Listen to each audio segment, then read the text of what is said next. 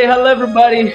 How is everybody doing? It's good to be back. It's good to be here, man. It's such a wonderful day, and I'm just grateful that I'm here right now. Guys. Where's everybody watching from? Because I have something very interesting here today, guys. I have a guest who is gonna come here to talk to us a little bit like 30 minutes from now, and man, this is. Oh man, I have no idea, man. I just reached out to her right now, and she has accepted to come in, and I'm gonna have a conversation a little bit with her about the election in South Africa. But you guys have no idea. This is the legend. All right, this is the legend, the legend in South Africa in the media sector. She has been there for years. This is the lady who I would say, I don't know how to call her. I mean. But this is someone that I look up to.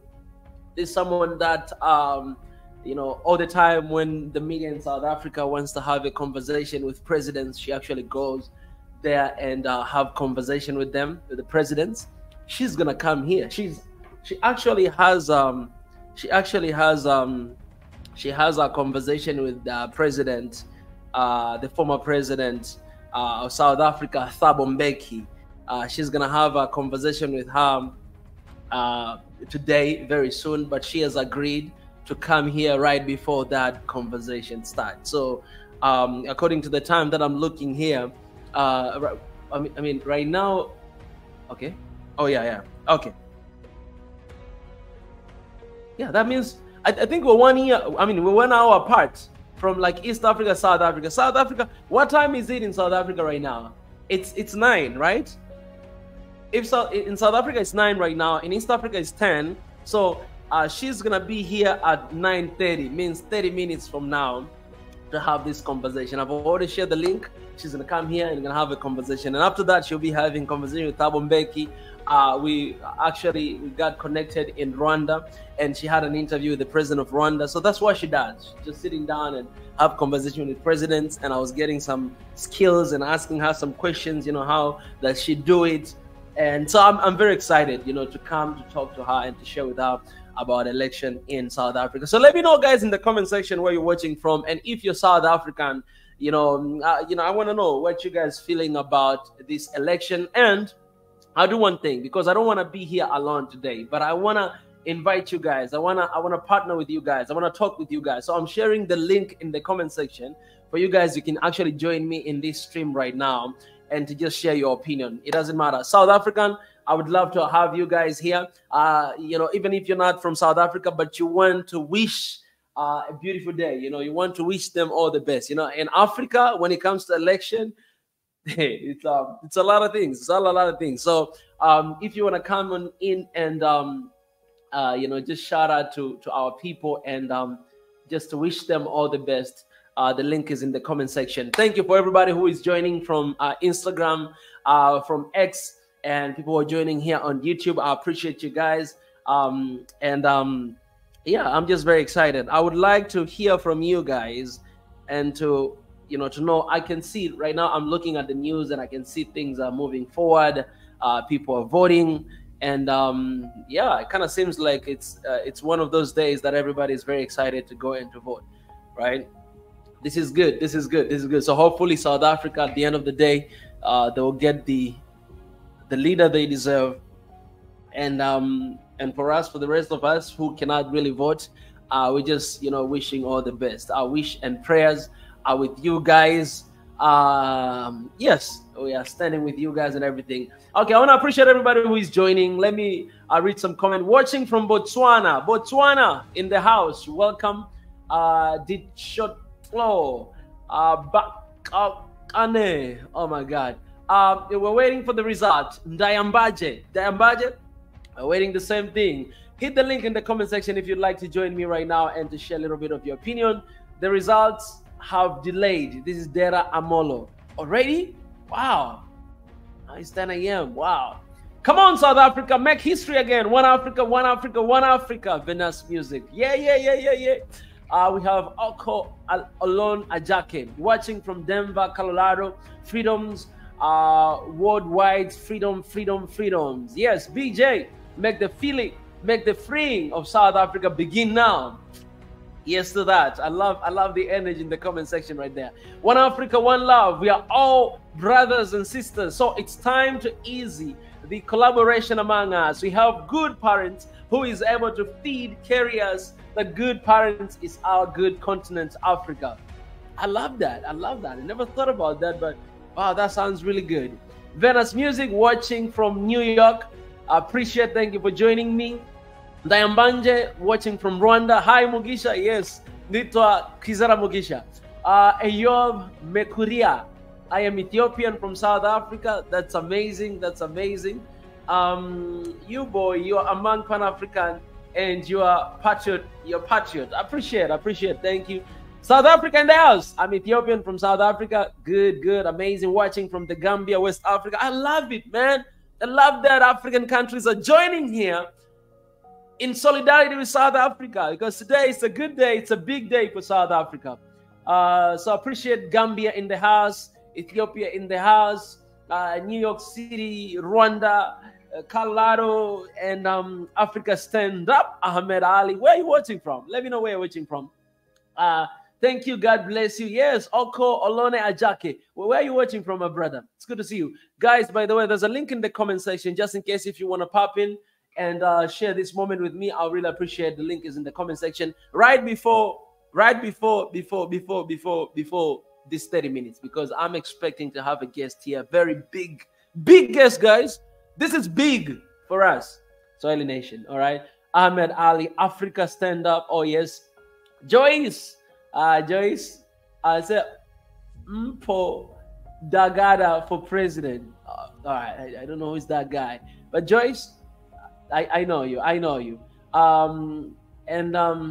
You love whole continent, so we are obligated to fight all kinds of conflicts. We are all brothers and sisters. Yes, that's why we talk about, man, that, you know, if it is a time to celebrate, then we celebrate together as one people, as one Africa. If it's a time to cry, then we cry together as one people, because the peace in one country is the peace for the entire continent of Africa, and the conflicts and the war of one country is actually the same thing for the entire continent of Africa. I always say this, you know, when you look at Africa, when you look at the continent, it's basically like, you know, like body, right? It's like one body. So if you cut my finger, you're going to feel pain through all your body, you know. You're going to feel pain. If you took my just a teeth away from me, right? I'll feel pain through all my body. That's how it is, because our body are connected. You know what I'm saying? Like everything is connected. We share the same blood and everything, man. If you step on the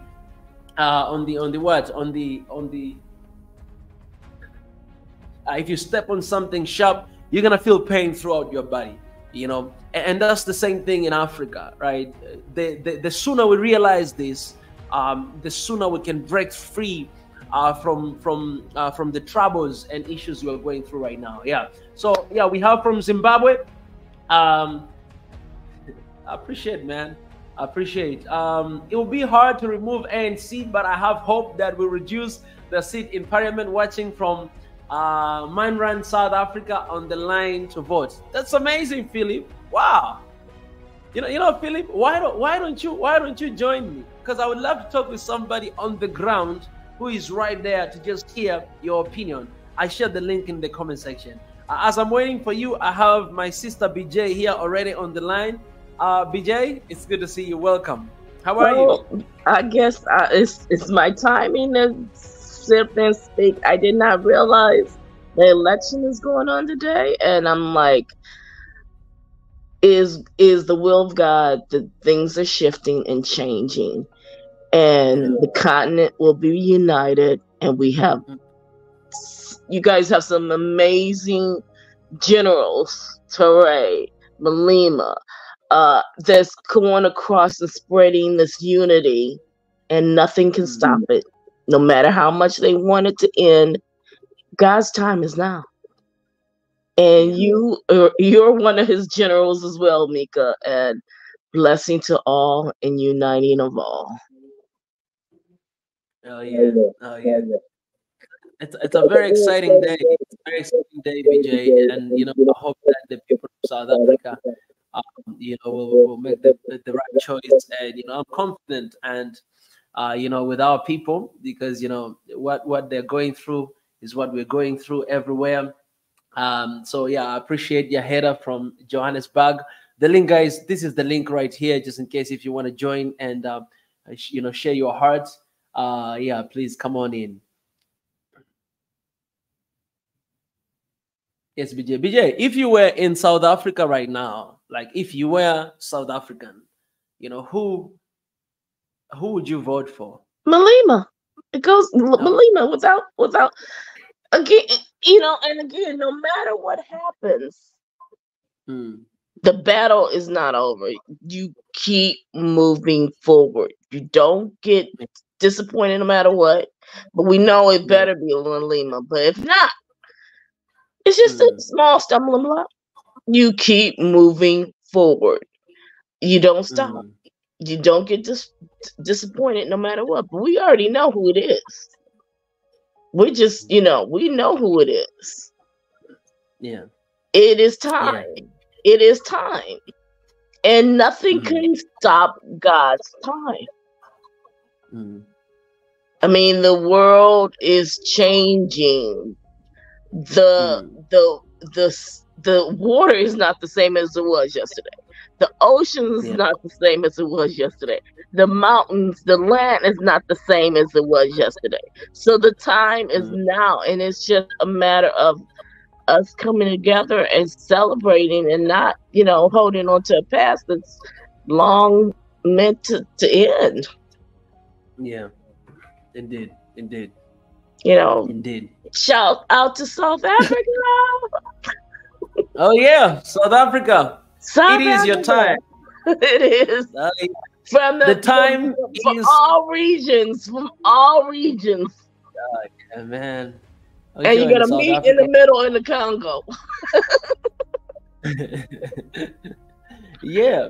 If you're in South Africa, if you're South African, just know that we are all as African in the continent, outside of the continent, the diaspora. Like my sister BJ right here, we're here standing with you. We're here behind you. We're here with you.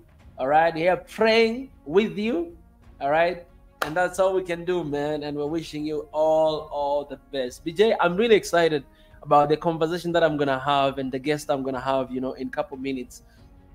She's such a legend and someone that, I'm learning a lot from her, and it's just amazing and honor to have her in here later on, to hear from her. This is going to be really cool. I know, I'm excited about but you deserve it all. I mean, you deserve, and that's why, it's divine by God, because again, everything is in alignment. Everything in alignment. The day the election, you get to meet the person he wants to meet the most of all, to sit here and speak to you on such an amazing day. An amazing time. So well deserved. So well deserved. And blessing and love to you and everyone. Thank you so much. Thank you so much, BJ. Thank you for coming on in. And thank you for being the first one, to be here. I appreciate you. Which is weird because normally I'm the last. So, Yeah. So, take care. Be blessed as always. I appreciate it. Be blessed too, BJ. Thank you so much. Bye. Bye. Isaiah Z. Dwewe say, watching from Joseph District, Eastern Province of Zambia. I love you, Malema. Zambia in the house, guys. Zambia in the house. Dayambanje, all the way from Rwanda again. Kwizera Mugisha, we miss you here in Rwanda. Please, when will you back to visit Rwanda? You know that all Rwandans love you, man. I love you guys too. You know that. You guys, the Africans, I love you more than anything else, right? So I'll be there anytime. Anytime soon. Yeah. Very, very soon. Yeah. I'm tempted to say something, but I'm not gonna say it anyways. So yeah, welcome everybody. This is South Africa. And I would love to, if you're not in a position joining me here and share your thoughts, do not hesitate to leave just a comment in the comment section, and I'll be glad to read. Let me ask you just a couple questions. What are your expectations of this election in South Africa? But also, I can simply ask that because it's okay talking about it.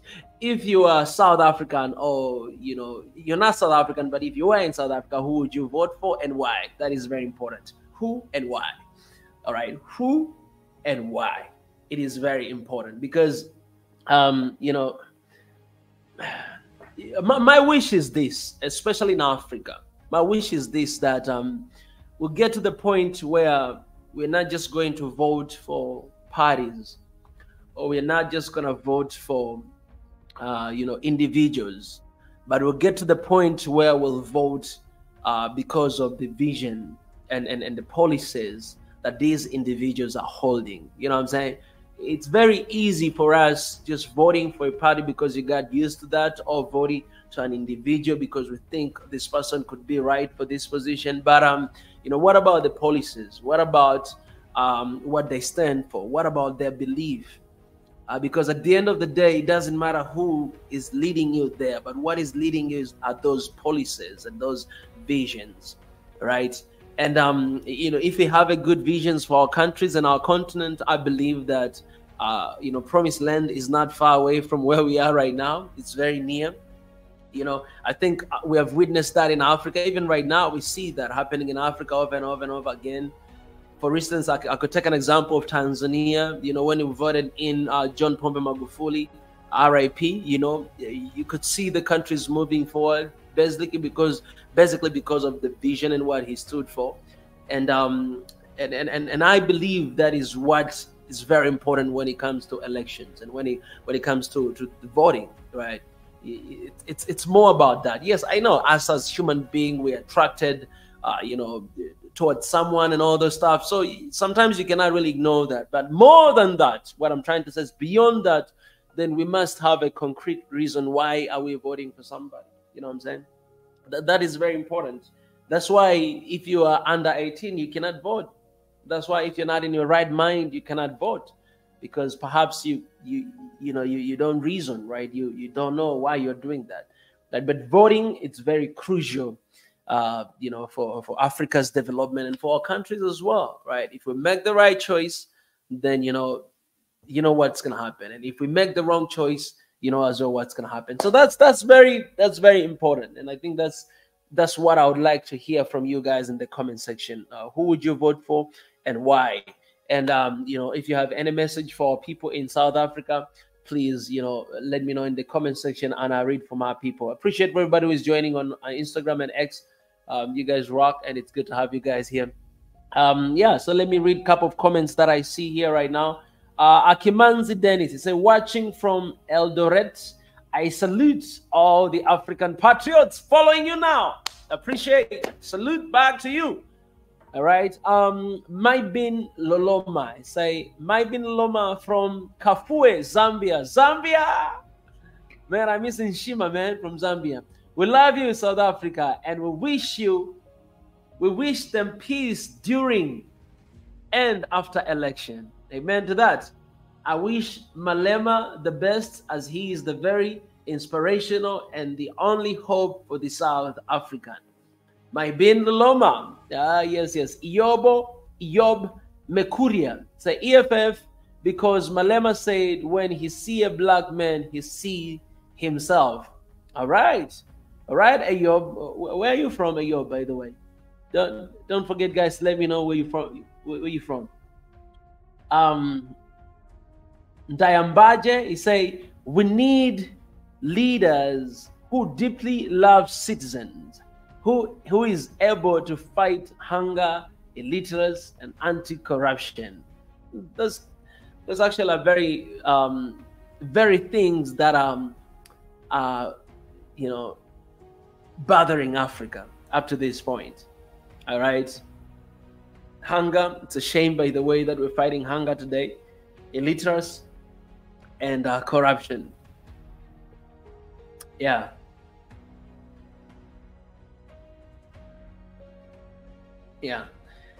Joyce Manyefo say, I'm definitely voting for Arise South Africa. My vote is not a secret. Dagada is what this country needs, a young person who wants to unleash the fruitfulness of South Africa. All right. All right. Oh, all right. All right. Love that freedom. Yeah. Okay, let me see here. My ex as well.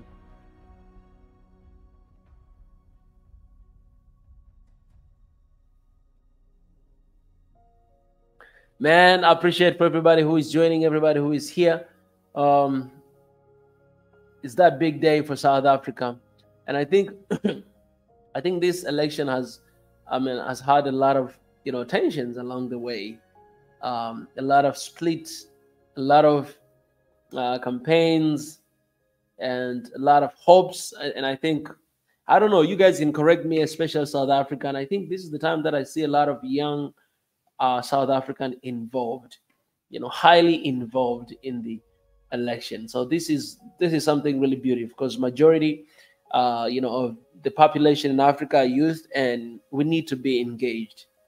We need to be involved in things like this. And when you see some individuals, actually, I think it's the very first election that they have individual representing, right? Just, they don't have any party, but just like me, I just wake up in the morning like, okay, I want to run for president. I get my phone, and yeah, I think it's the very first time to have those individuals in the, in the running, which is really cool. I think in Africa we should also try to do that, because not everybody wants to join the parties that are there, traditional parties. Some people, they just want to come out of the system and try to build something new. So I think that opportunity should be open to not only to South Africa, but also to other countries across the continent. Yeah, so yeah, let me know, guys. Let me know, guys. What do you think about this? Yeah, it's very exciting days. All right, guys. So we are actually a couple minutes away from having Madam here sharing with us. So I shared the link in the comment section. If you're available and you want to join up and share something with us, please, you're welcome. And yeah, it's gonna be amazing. Let me ask you this, guys. What do you think? What kind of leadership that Africa needs? What kind of leadership that South Africa need at this very moment? Let me know your thoughts, and I'll be glad to lead them out. What do you think? What kind of leadership that we need, we as Africans? And what do we need? What do we need in our countries? What do we need in our cities? What do we need for our development, for our people? And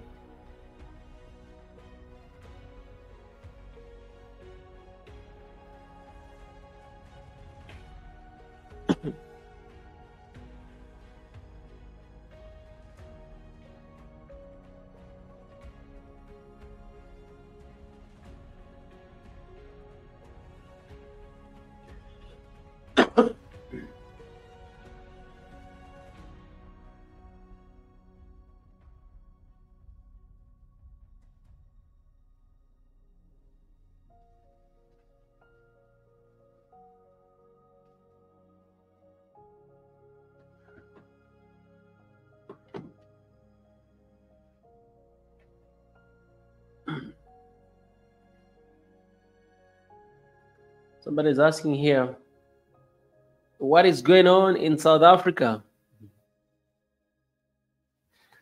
South Africa, man, it's election day today, and our people are voting for their next president. Yeah, we don't know who is that president yet, but we're gonna find out today, hopefully. The future of our best continent is in hands of youth, and they should study, aim for, with target to achieve. Absolutely. Actually, I'll correct that. Not the future. I'll say the present. I'll say the present of our continent is in our hands. The present of our continent is in our hands. There is nothing that youth can decide and not come to pass. Man, if we come together and decide, I'm telling you, the shift of this continent is on the hands of youth. Let me just say that, because the speed, we have a speed, we have clear vision. I'm not saying that old people, I'm not excluding you guys, but when I'm talking about clear vision, I'm talking about we're thinking about our children, we're thinking about, you know, our kids, we're thinking about the next generation. We're here right now, but we know that we're gonna need to have, you know, babies, you know, in a couple years from now. So this touches with everything we got. So if you're an old person running, then you must see what we see. You know, you must think as well how we think. You know, it's very important. That's why you might be a leader like old person in the power, but still have youth, you know, everywhere. Why? You need them to be there with you. And I know sometimes, you know, just because you're youth, it's a sign of you being naive. It's a sign of you not knowing a lot of things. It's a sign of you being unwise. But that's not the case, man. Wisdom, it does not come with age. All right, it does not come with age. You have a lot of old people and they have nothing in their brain. So it's I'm sorry to say that. I'm just saying that. I'm sorry to say that. But being youth, it doesn't mean that you don't have that, right? And being youth, it doesn't mean that you know everything. Yes, just being you doesn't mean that you know everything, you can do everything. No. Sometimes you need wisdom. Sometimes you need to slow down a little bit. You know, sometimes you need to, other stuff, you know. So I think basically what I'm trying to say is we need each other, but where the continent is going, I think youth will play a big role in transforming this continent, right? Transforming this continent, because we know exactly where we want to go. We know exactly how we want to live. We know that, you know, development means nothing to us if our people dying because of hunger. It means nothing if we're still killing one another. It means nothing if, you know, our value based on our race, you know what I'm saying? It means nothing if it's all about tribalism and religionism. It means nothing, right? These are things that we need to deal with them, right? And us as youth, man, we do understand that, you know, we do understand that. And that's why we want one Africa. Wow. Oh my God. All right, I'm just not gonna say that. The present is the power. A leader is a person who is able to influence other people in a positive way and able to change people to well-being of citizens. I love that. I love that. I think that's cool. That's cool. I want to read for you guys what I wrote a couple days ago. You know, through my ex, I wrote this small article about leadership, and I wanna read for you guys a little bit right now. Okay. I love the X platform these days because they have this place where you could actually write the articles. And let me read for you guys a little bit here, and to hear your opinion as well. As you continue to comment, guys, I'm gonna come to your comment very soon. But let me read this article. So I wrote this article the other day, Shaping the Future, and I'll read out for you guys. Can you see that? All right. Leadership goes beyond decision making. It includes the responsibility of making informed and thoughtful decisions. All right. And thoughtful decision that will have a lasting and positive impact on future generations. Effective leadership may involve refraining from making a decision, especially when the potential outcomes could negatively affect the well-being of the next generation. Unfortunately, many challenges in Africa today can be attributed to past leadership's policies and actions. It is now up to the current generation to break this cycle by carefully considering the long-term implications of their actions. A leader's success should not be solely based on the number of correct decisions made, but on the enduring effects of those decisions on future generations, whether positive or negative. Many people across Africa are feeling disillusioned by the unmet commitments made by our political leaders, raising the questions of whether citizens bear some responsibility for their staff shortcomings.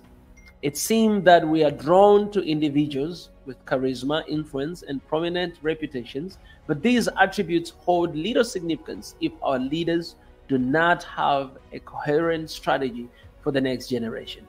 Regardless of their influence or education, rather than being swayed by present-day promises, we must shift our focus to the well-being and prospect of future generations. True leadership involves not only addressing the needs of the present, but also carefully planning and strategizing for the benefit of future generations. The essence of leadership lies in shaping the future. I submit. So you guys let me know about that. Actually, if you want to read that, it's on my ex Mika Chavala. Go and check it out, and it will be amazing. All right, I have my brother here, His Excellence Ezra, in the house. His Excellence, tell me, man, how are you doing? Have you voted already?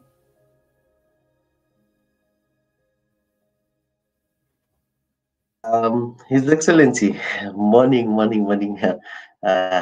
His Excellency, and morning to the Swahili Nation family. I have not voted yet, but I am planning to go and vote, to cast my vote. I'm a registered voter, and yes, I will be exercising my democratic right to vote.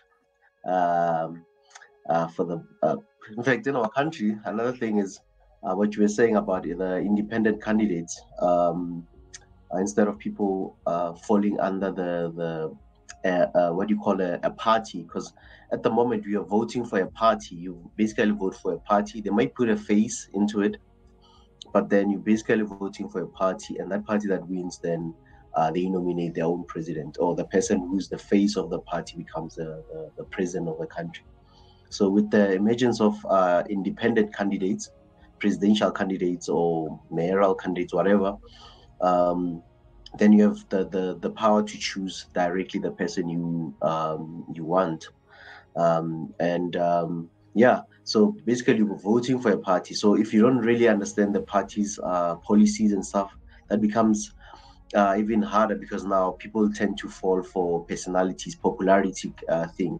So whether a person is really capable, it's another story. But then people tend to also fall for the character, the popular characters, and saying, "Oh, this one." But it is politics.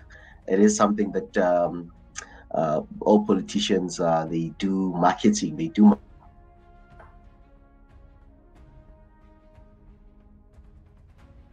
They brand themselves to look good, to look whatever. But beyond things, people are looking for policies that will uplift the country going forward. So yeah, I think that's where now the crux of the story begins, in terms of who do you vote for, and who do you support. It also it's a divide. I mean, currently I think this is the most interesting time in terms of our politics, in terms of the nation, because now it's the national and the provincial what do you call the elections. There's also local coming in, I think in 2026. That's where you vote for like your mayors of the city, town councillors, councillors, and you know. So, but currently now it's about running the country, the president, the face who's going to be representing the country. The country's number one, and also the provinces, or some countries they might call them states, or what's the other word they're using?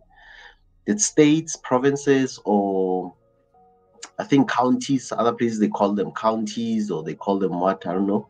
But yeah, basically that's the elections currently that are happening. And it is gonna be it is a serious contest, because I mean, when you look at the ruling party currently, the ANC, the last election I think they got 57% nationally, and coming from 60 something percent. I mean, they used to have a 2/3 majority, and they've been losing votes since. And then I mean, you've got the other parties that are popular, because I saw the banner there. They also have EFF, which is party led by Julius Malema. A lot of young people. You see a lot of young people on their campaigns. when you look at EFF mostly. And also you see another party, DA, the Democratic Alliance as well. It's making headways. I mean, they've really also been campaigning hard. And there's other parties that are coming. I saw somebody saying, I think we've seen parties like Rise and Mzansi. They're still coming. We had a guest the other time when we were talking about South Africa from Rise and Mzansi, and somebody saying, what was it? So earlier, I was just listening then. So there's other parties that are showing promise in the country. I think that's why I'm saying it's really competitive. It's just there's also the popular figures out there. Then sometimes some parties suffer because they don't really have the face. Besides the party, who's the face of the party? Where you find that the party has like good policies in place, but the face is not. Maybe they'll need to work on branding and marketing to make the face really appeal to the people, because they might have good policies in place, good intentions, and maybe good structures. But then if you cannot sell yourself to the people and articulate your policies correctly to the people, you'll not make it. Especially in Africa, we sometimes forget that we have a mix of generations. We've got the old generation, you've got middle age, you've got young adults, and you've got the youth, people who maybe are first-time voters who are 18 and above. Because from our country, only when you are 18 and above you can register to vote. So things like that. So if you cannot appeal to all these groups, you're more likely not to make it. So this what I'll call maybe top four, and no disrespect to other parties that are out there. There's a lot. I mean, I think there's 30-something parties that are contesting, or more. I'm not sure of the actual number, but the ones that that always get the spotlight more, your ANC, your EFF, DA, maybe a bit of IFP there, PA, Action SA. There's a lot of parties. So they're all coming, and all these parties we can go into a coalition looking at maybe the numbers and look at where ANC came from to where it is now. But again, they still enjoy a lot of the rural vote as well. People sometimes underestimate them in the big cities. They just think because they lost some of the cities, then it means it's all lost case. They are going down, whatever. But they have got a popular still stronghold in the rural, even in the urban areas. It's just sometimes it's a divided vote. And another issue with young Africans, I think I would also really encourage them is to go and vote. I mean, and I know some people are really saying, it's a waste case, it's a lost case. Whoever wins, we don't care. As long as we have bread, or as long as we have food in our tables, we don't care about who leads the country. But at the end of it, they choose somebody, even if whether they win or lose, but have exercised that right, because it didn't come free. Most people just think election, to people to have the right to vote was just free. It didn't come free. It came at a cost. And it came with a lot of push for, especially majority, because this is 30 years of democracy in South Africa, by the way. It's the 30th year of democracy in South Africa. So South Africa celebrating 30 years of democracy. And obviously elections as well, being held for 30 years, where everyone is included in voting. Prior to 94, it was only the minorities who were allowed to vote, and other places where the black people will live in mainly, or what we call homelands, under chiefs and kings. So now things have moved where we have to choose something for a country. We have to choose a number. We have to choose a person. I encourage people to vote. If you are registered, go and vote. If you are not registered, next time, try it. Even if it's once in your lifetime, just do it. So, but yeah, that's one of those things. And some people tend to forget as well, just the history background. When you look at, maybe, I'm just going through everything right now. Like if you look at ANC, it's the oldest liberation movement that's still alive. It's 112. And a lot of parties that are even in power, and other, what you call Africa's heroes, like your Julius Nyerere's and all of them, they know about the ANC, and they were inspired by the ANC, by the way, most of them. And that's why if you look at Tanzania and Zambia, for the most part, some people might know the history that it hosted the ANC in exile when they were in exile, banned from the country. Tanzania hosted the ruling party. His Excellency. His Excellency. I'm sorry for a second. I have a madam here. We're gonna go on very soon. Let me just put in Madam Sophie. Madam Sophie. Yes. Good morning. How are you? I'm fine, and you? How is Tanzania? Tanzania is good. It's good. We're having a blast here. It's good to see you. How is South Africa? South Africa is fine. It's elections, and I am standing outside a voting station. The former South African deputy president was here to cast his ballot, Kgalema Motlanthe, and now I am waiting for the former South African president, Thabo Mbeki, who is going to arrive in 2 hours' time. So I am at the polling station. It's in town, not many people, but earlier on, I was at the other polling station where the former South African deputy president, Dr. Phumzile Mlambo-Ngcuka, who also went to the UN, and he was appointed as the executive director of the UN Women, went to cast her ballot. And yeah, quite a busy day here in South Africa. Elections, elections, elections. Madam, I appreciate that for setting actually your time in such a busy day to come and join us here at Swahili Nation. I would like to know, how would you describe the election of this 2024 in South Africa? Quite important elections, because you know that 30 years on since democracy, a lot has happened, a lot has been done, but a lot still needs to be done. And also, you know that 1994, it was much easier because the black majority knew exactly who to vote for because it was a transition. But now, since 1994, people have broadened their choices. It's no more about sentiments. Some still cast ballots based on sentiments and historic perspective, but others have moved on, and therefore the contest is quite intense. And yeah, the governing party, the friend to Chama Chama Penduza of Tanzania, is really fighting a very heated battle to retain its dominance. Yeah.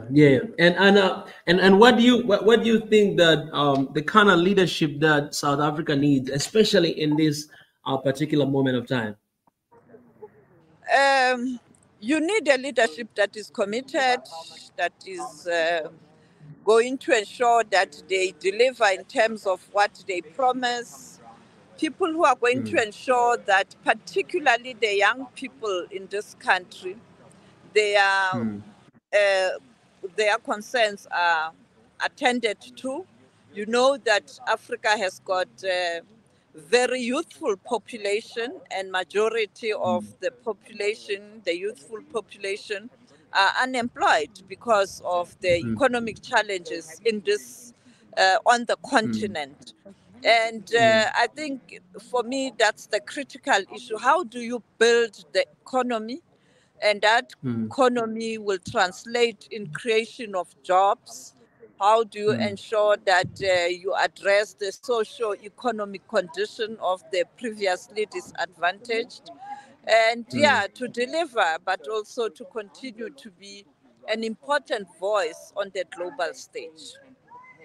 Yeah, indeed. And when should we expect to hear the results today?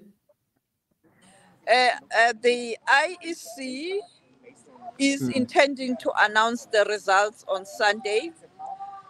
depending on how the process will go. You know, it's a hotly contested process this time around.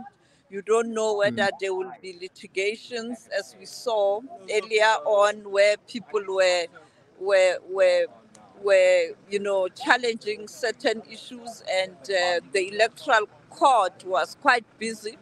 Even now, the president, the opposition in South Africa has taken the president to the electoral court because they believe that on Sunday, when he addressed the nation, he abused his privileges as a head of state for campaigning. So you see, even now, there are court matters. And I think when results are announced, you will have a similar situation. Wonderful, wonderful. Have you managed to have a conversation with all the front runners of this election? Remember, our election is very different. It's not a presidential election. Yeah.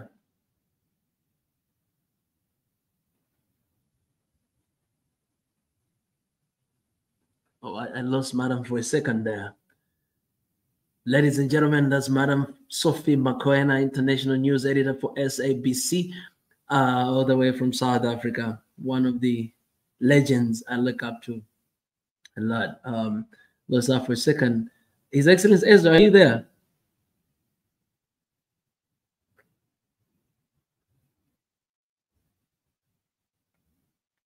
Oh, yeah. I'm still here. We lost Madam for a second. I think, you know, do you have any question for Madam? Perhaps when she comes back. Yeah, such a moment, man. I'm so glad for this moment right now. Yeah, I know the Madam. She's a veteran journalist in Africa. I think she's been in all the countries, interviewed a lot of presidents in the continent and prominent people. So Fumukwena from SABC. Yeah, there's a lot. I think with her, she probably has, or as she said, she saw. I think she's waiting for the former president to come and cast his vote in one of the polling stations there. So probably she's been all over. She'll be going all over the whole day, and I'm sure even tomorrow they'll still be doing going to the counting stations and all those places just to make sure that everything is covered, and all the prominent leaders are covered in terms of what they stand for or if they voted and all those things. So, but currently I don't have anything for her. I think she'll tell us more. I think she was just going on. We can just listen to her because she's really she knows the stuff. So we have a lot, I think, that we can even get from her when she comes back. Exactly. Yeah. What a moment, man. I was just so glad because, man, I just when I was going live, you know, when I texted you, that's when I texted her as well. I was like, hey, Madam, I'm doing this thing. I hope you can come in, and it'll be a privilege to have you. And she was like, oh yes, I can come at this time. So it was it's a very special moment. Because I mean, when I look at her, for me, I see my mom. You know what I'm saying? Like everything about her, and you know, I had a moment to meet up with her and to ask for some wisdom, and you know, I see that. So it's it's good. It's really good. It's really good. Man, yeah. Hope you know, she's right there. She's always interviewing these presidents and all that stuff. So it's not it's a good. That's what we wish to get there. You know what I'm saying? Wish to get there, that we'll sit down with presidents of Africa, you know, asking them some difficult question that, all right, so what are you gonna do for our people? You know what I'm saying? Like that's where we're going, guys. Like that's where we want to get there. So the best thing right now we're doing is to organize our people, bring our people together, to have that, you know, power, so that when we speak, it's not Mika talking, it's not Ezra talking, but it's one Africa speaking. You know what I'm saying? When we get there, you can't be ignored, man. You can't be ignored. The matter of the fact, we're not gonna be sending requests to them to talk to them. No, they'll be sending requests to us to talk to us. You know what I'm saying? That's where we are going. We represent people. We represent you guys, and this is your place where you could be represented. You know, like that. So I'm very excited. I'm very excited, man. Very excited. The future is looking bright. I had a question to ask His Excellence about, the youth of South Africa. I really wanted to ask her that, did you think like His Excellence, do you think this is the time that a lot of youth actually showed up, for the election more than any other time before? From my sense, and also interacting with people, it's basically like a divided thing. There are those who don't care, who have not understood the importance of it, and there are those who are very active. So it's I'll just maybe put a figure and say 50-50. It's from my interaction, not that it is a poll or anything like that, but from my interaction with friends, family, mostly it's a 50-50 thing where you get those who are really active, who really are aware of what's happening in their country and the things that are happening, right? Who are up to date with the day-to-day things of the country. And then versus those who don't care as long as they are just living and yeah. So it's a divided vote. And there are those who vote and there are those who lost hope. Just think, man, just a waste of time going there. So, but we hope one day they'll come and exercise their right and make sure that they have a say into this, regardless of how they feel, Yeah. To be honest, His Excellence. Yeah, to be honest, His Excellence, for me, I know, like, in the continent, sometimes we have, not sometimes, most of the time we have a very disappointing situations and leaderships and everything. But I've okay, perhaps this is very personal, but I'll be very honest with you right now. I do not understand the concept of giving up. You know what I'm saying? Like being like, you know what, I don't care what I'm gonna do anyways. I mean, even when I do something, nothing really changed, so I don't care at all. Like I really don't get that. I don't know if I'm stubborn, because when I think about this, I'm like, all right, so if I let go, then where are we gonna be? And I am the one to bring change. I'm the one to do something. I'm the one. It doesn't matter how many times I try. You know what I'm saying? Like it's kind of like you're trying to do a business. You save your money and you're doing business for the first time, you get lost. You do for the second, you get lost. You do third, you get lost. Are you going to give up? Okay, you might give up in that business, but try another thing to do until you get really what you want. The spirit of perseverance, spirit of fighting, spirit of just keep doing it without giving up. And I think that is what. When you look at the western side of Africa, you see the awakening that is happening in Burkina Faso, Mali, and Niger. It's because of that. It's because of that resilience of the people that, no, we've had enough. All right. We're not going to give up. We're not going to stay silent. We're going to stand for ourselves, for our country, for our kids, and for the next generation to change what is happening in the country. And, stood up and, they did that. I don't know how would you describe that, because I don't really understand the concept of giving up, especially in something very important like this. I think it boils down from I think the mindset thing, as you say, is essentially like for heading, like for things that you want to do like business, whatever, your own goals. You feel that you have to push yourself. There, in terms of our attitude and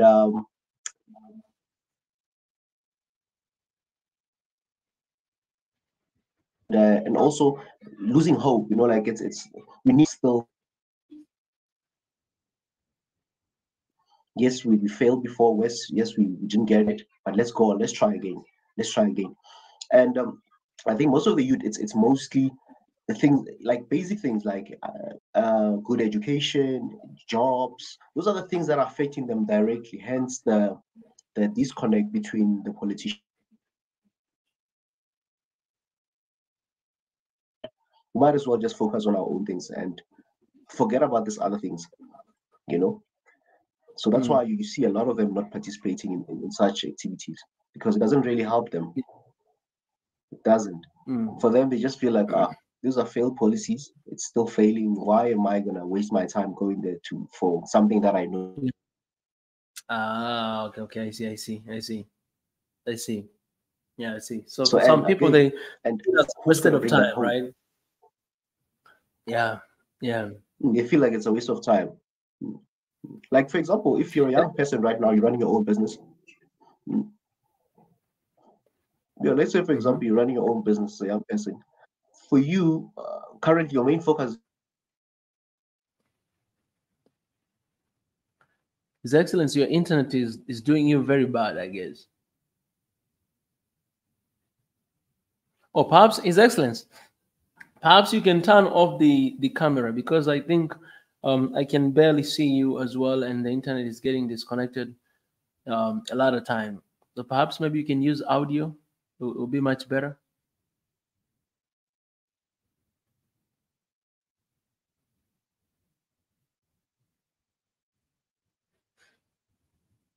Okay, as I'm waiting for His Excellence, Lauren say, I looked on Google, Swahili looks more on the east side of Africa. Do you cover news from all of Africa? All right, so Swahili Nation, basically, for those who do not know yet, but Swahili Nation. So, okay, let me explain like this. Swahili Nation, our goal and our vision is to have one Africa in our generation. So why we're using Swahili? Why the word Swahili? It is because when you go down to Tanzania, Tanzania is a country with 121 different tribes. It means 121 different languages. But the first president of Tanzania, Mwalimu Julius Kambarage Nyerere, what he did to unite all these 121 tribes to be one people, he used the language Swahili. It was kind of like it was must for every Tanzanian to speak Swahili apart from their local languages, and actually it was prohibited for Tanzania to speak English. So everybody had to learn and to speak Swahili, because this is the language that is not coming from any tribe, but it's the language that is coming from Bantu languages and also some foreign languages. Actually, it's there. Like, it's a combination of all. For example, 30% of Swahili, it's coming from Arabic. And a huge percentage of Swahili, it comes from the local languages. And also French is in there, German is in there, you know, like we borrow some words because Swahili is still growing. So it's kind of like a pizza that has everything: pepperoni, it has some potato, it has some cheese, it has some bacon, it has some, you know, squid, it has some, you know, shrimp, it has some, you know, everything together. That is Swahili. It's the combination of almost all the languages, you know, most of them. So this is the language that specifically is from the East, but it was used to unite more than 121 different tribes to be one people, to be one country. As a result, until today, as we're saying, in Tanzania, there's no issue of tribalism. There's no issue with religionism. Why? Because of what His Excellence did long time ago. So basically, when you see there Swahili nation, it means one nation. That's Swahili. It is a representation of how this language were used to unite 121 different tribes. That's one thing, but also Swahili is widely spoken in the continent. Right now, majority of people speak Swahili. You can talk about Tanzania, Kenya, some part of Uganda, Rwanda, Burundi. I went to Zambia, I saw the same thing. Congo, Comoros,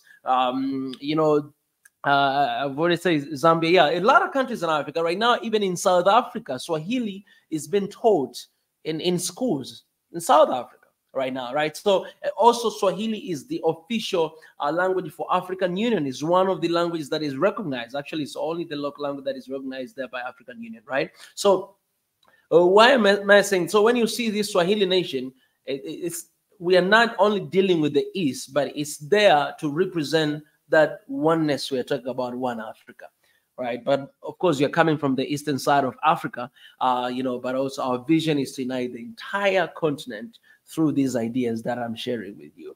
Yeah. So I believe that you understood what I was trying to say. All right, His Excellence is back. His Excellence, I lost you for a second. Oh, right now, no, this is the internet now, my brother. You know, throughout the session, I was not seeing you. Really?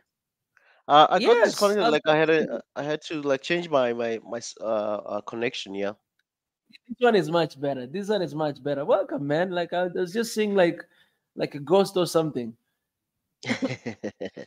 I tried changing it. I could see that I'm not. Everything is just going haywire here on my side. I'm wondering why His Excellency you did not run for president, man. I thought you would be running for president this year. I'm running for presidency, His Excellency. Don't you know? Ah, no, come on, man. I did not see you in development. We could come there in South Africa, you know, to be part of the, campaigning your presidency. You know what I'm saying? When are you gonna run for man? You have my vote from this side, all right? Yeah, as some of the politicians will say, I need to get the proper numbers and the structures in place, and then we're good to go. Yeah, we'll be there for you, man. With you, just making sure that you become the next president of South Africa. Definitely, definitely. Talk to me, my brother. Talk to me. Yeah, what was the question again about the youth, right? Yeah, I think you're explaining about the giving up situation and why people are giving up. I think well the last thing I heard it was that a lot of them are giving up. I mean they give up because they see like it's a wasted of time and all those stuff. I think that's Oh where yes, you were heading. Mm. yes. When you look at the African vote, I mean, I think I stand to be corrected on this, but in terms of the African youth, when you're looking at it at most, and I'm looking at youth, I'm now talking from maybe 18, maybe till 35 years. In South Africa, it's still you still considered a youth, even if you're 30 until 35 years, you still considered a youth. So between those ages from 18 to 35, it's it's that time when a lot of people are trying to build their careers, their future. I mean, universities and obviously looking for a job or starting a business. Those are like more the legal. That's where people will really formulate their life, the direction of their life. That's the building block of where, as an adult, you are going. And you find that they they don't get most of the things they're looking for, like jobs, opportunities, or limited opportunities. You find that there is opportunities in the country, but they're so limited, and even resources to develop either their own dreams or to fulfill what they want to do as maybe as entrepreneurs, or even as just people who want to serve in the country. That's where now a lot of them they lose hope.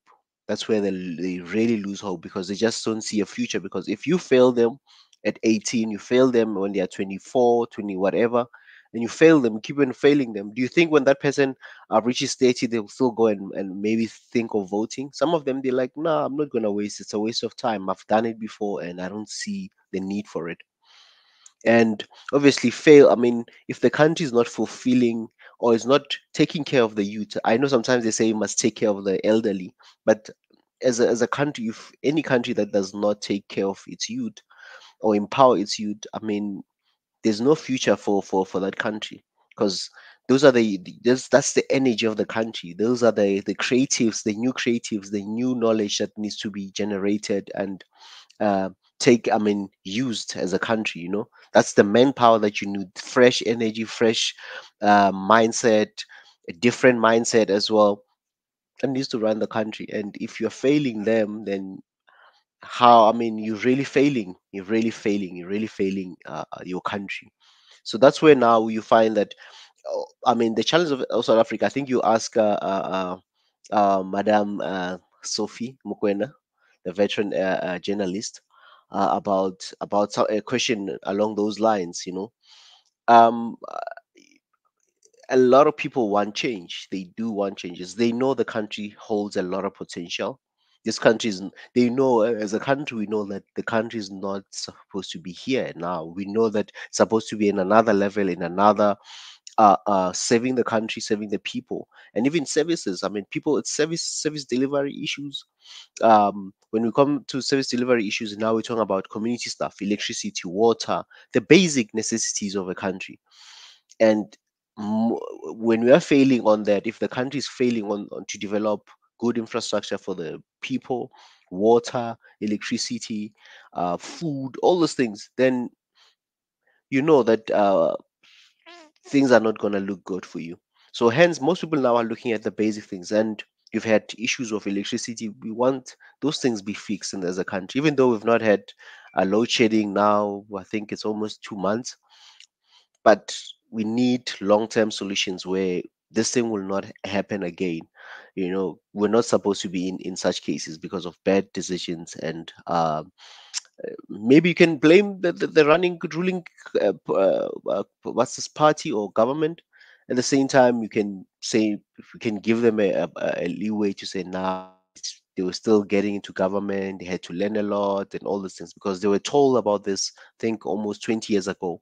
But then the country still had excessive electricity, so they still have a lot plus electricity. So they thought, there's no need for us to buy to be building more power stations.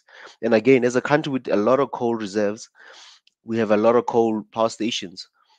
Even though now with this environmental list, promoting things like solar, we are having solar projects being built. You can say, you can give the current government some things to tick, that they are also looking into the right direction. But there's a lot that is still lacking. A lot is done, and a lot still needs to be done.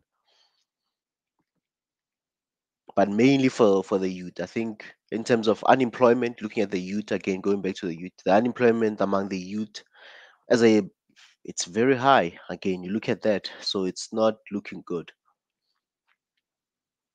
So how do you motivate such youth to say, go and vote? Well, somebody has never been employed or has never worked in a formal sector, or even if they are trying to do their own business, running themselves as a business, they are not getting the right support. You see? That's a good point, man. It's a good point, my brother. I'm trying to actually, cut the conversation that I had with Her Excellence to kind of upload them separately as well. And some of the notes that I've spoken to South African, including you, His Excellence, I put them together and then upload them.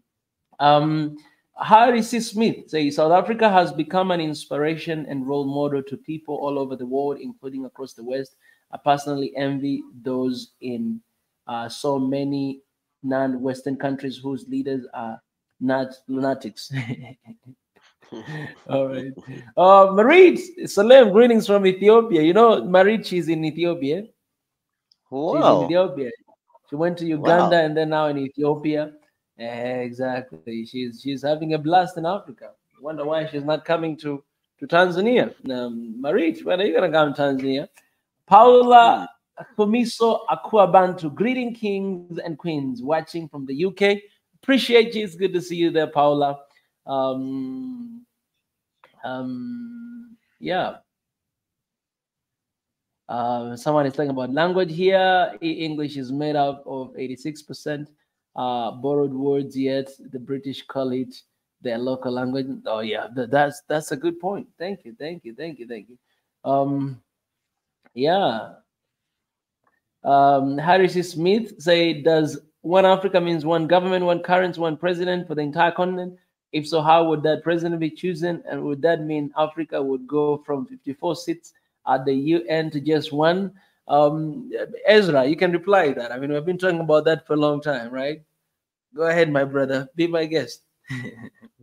Does Africa mean one government? What? Okay, let me go back to the question. So here is me. Here is he. Okay, does Africa mean one government, one president for the entire continent? If so, how will you that be chosen? See that again. Um, my answer to this is we basically have something similar in place, but then it's not yet effective in terms of having the AU commissioner, for example, that could be the leader of everything. Yes, you can still have independent countries, like more sort of a federal system where in Tanzania you still have your laws that govern well in Tanzania that are locally based, I mean, laws that are made to suit the people on the ground in that place. But then the AU commissioner now, he's the integrator of everything to make sure that if we're going to have for example, one passport as Africans, meaning when you apply for a passport, you know that I'm going. And the free movement already, we talked about trade. They've signed a treaty for free trade amongst African countries. Then now we have to go into now the passports issue. It shouldn't be like the diplomatic passports are the most powerful in Africa, but for just the citizens to move, it's still hard. Hence, we can't even, we don't know each other so much that we cannot even do business so easily within, because there isn't really an easy movement of people between countries. So for me, I will say president. It's more like the AU commissioner. That person will have to can be voted on a rotational basis, and then the other one that will be more representing the continent, as now is the case, where now they have more power to go and represent the continent, speak with one voice for the continent, not such as a president per se, because I think that will obviously rub some people, the egos can be rubbed there. But I think the AU commissioner position can be elevated as such that we can have that. And in terms of the passport, the African passport can also help us to move as people easier, and also it can be standardized for a fee. Because look at now, when you look at the passport issues, each country is charging to get a passport. There's other countries where it's very difficult to even get a passport. It's expensive to get a passport. And if we have a standard rate where it's gonna be for everyone, where you know that if it's three US dollars to make a passport for everyone, it is like that. And if I want to go and start a business, or if I want to visit Botswana, even though we do have regional things at the moment, like SADC, you can move without having to do visa application and stuff.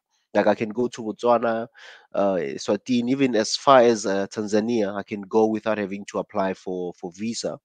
But you also have limited time. It depends on the immigration, what days, how many days they give you.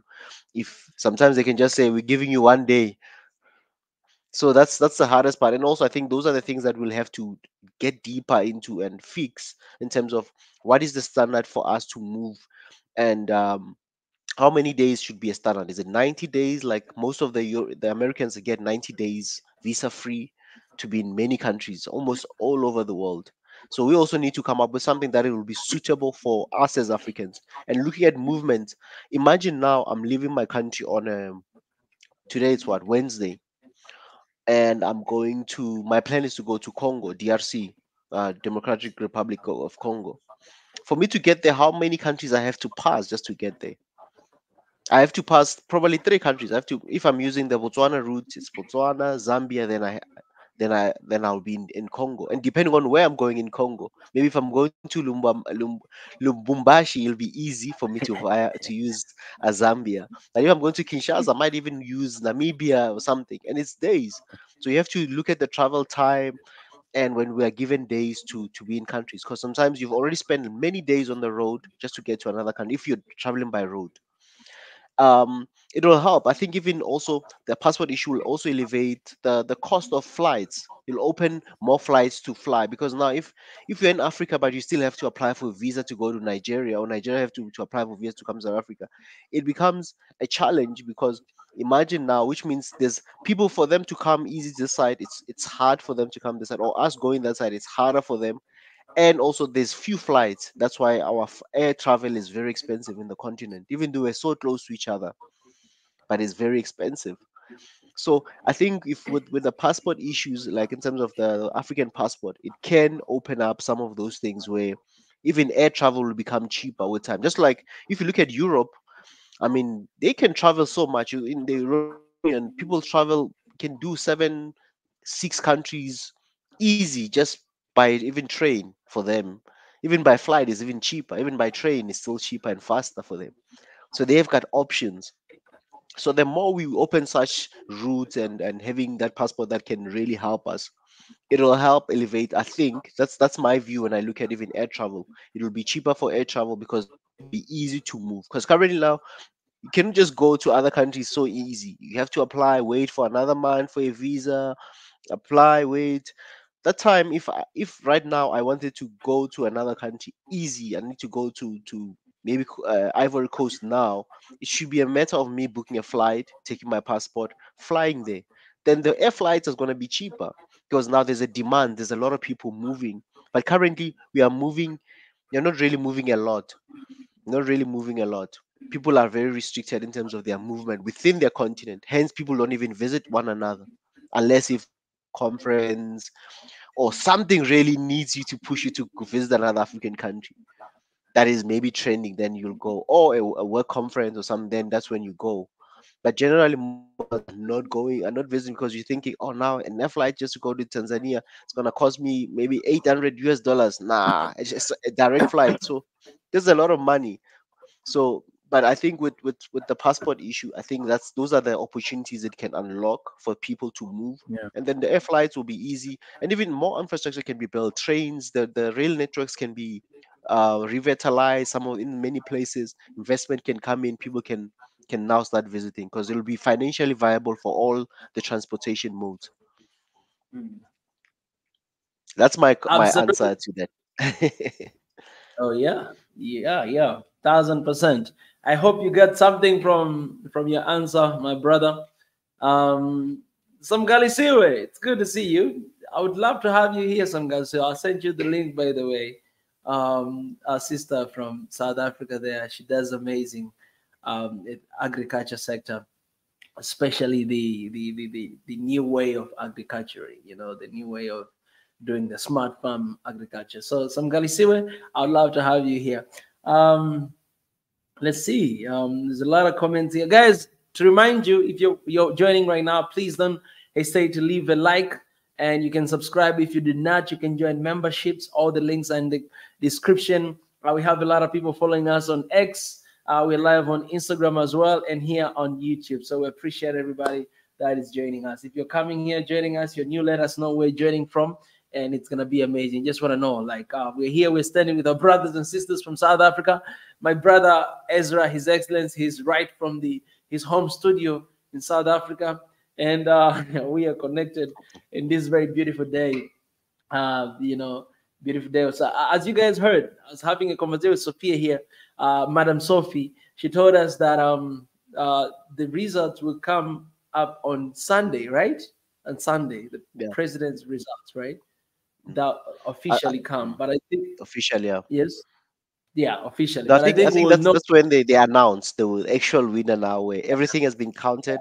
They're like, the winner Oh, is Swahili yeah. Nation. Hey!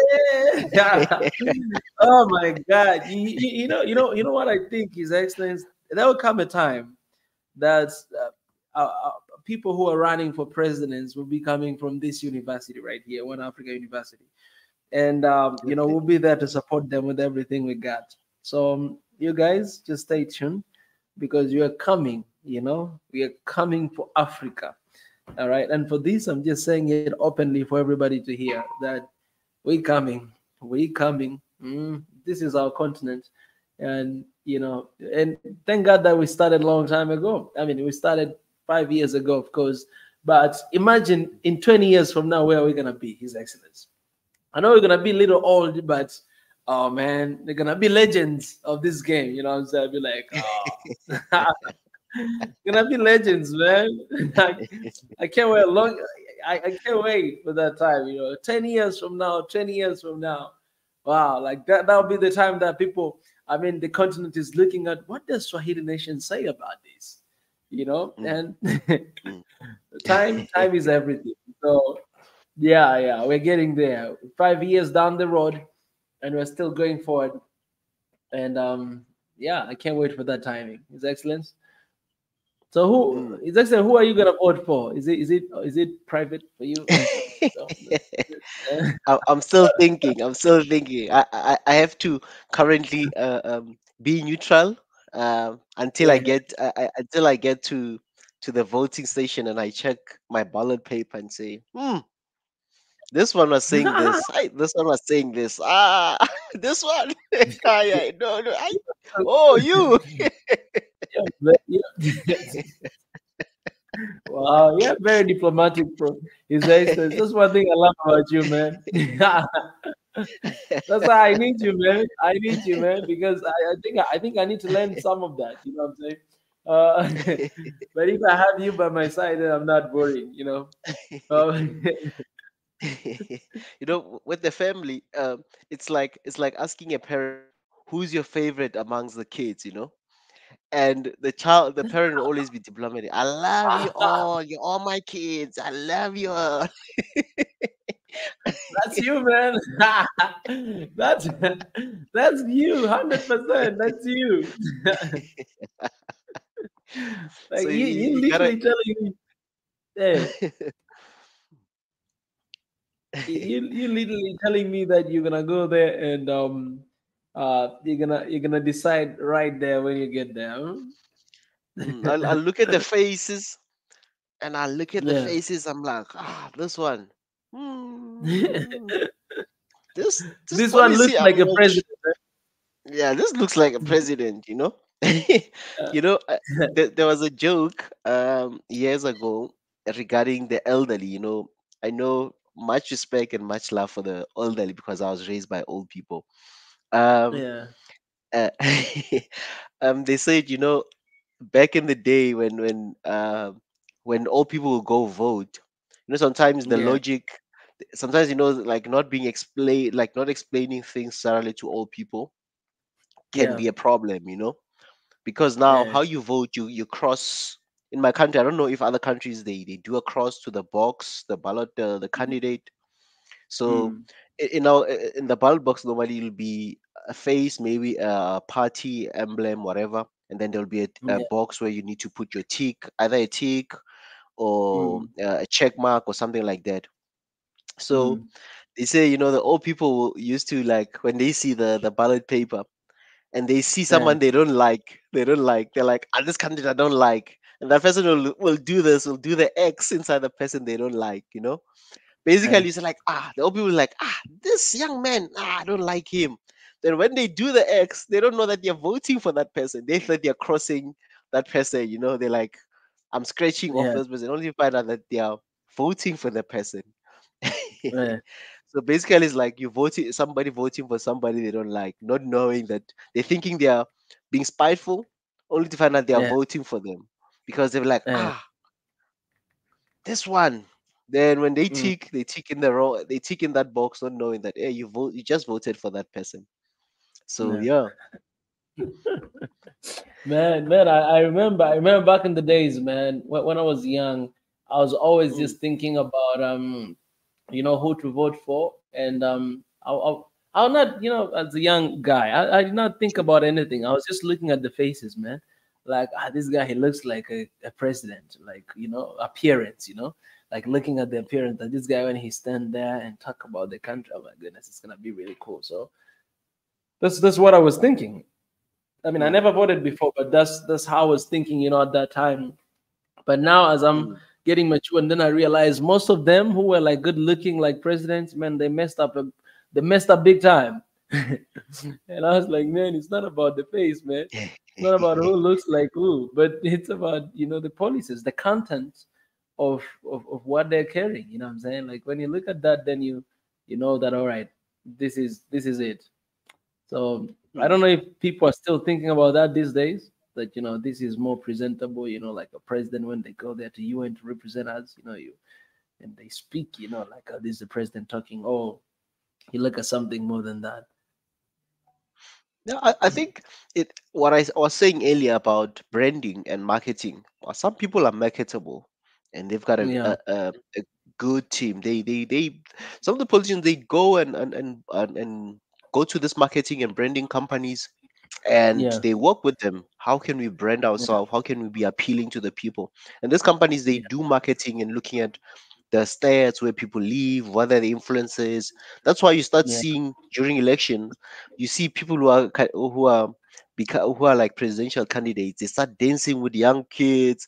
But you know that person yeah, doesn't really love dancing because he was told that hey, there's kids yeah, there, you need to just put the front, put the face, put the dance, so that because those people maybe in that area they love dancing. That community is a dancing mm, community. You have to be a dancer when yeah, you get there, and yeah, when you get to another place must wear mm, suits. You know, you'll be meeting the people. They are very serious. They listen more when somebody's more formal. So it's about the image as well. Then that's where now the policies get overwritten by personalities, popularity.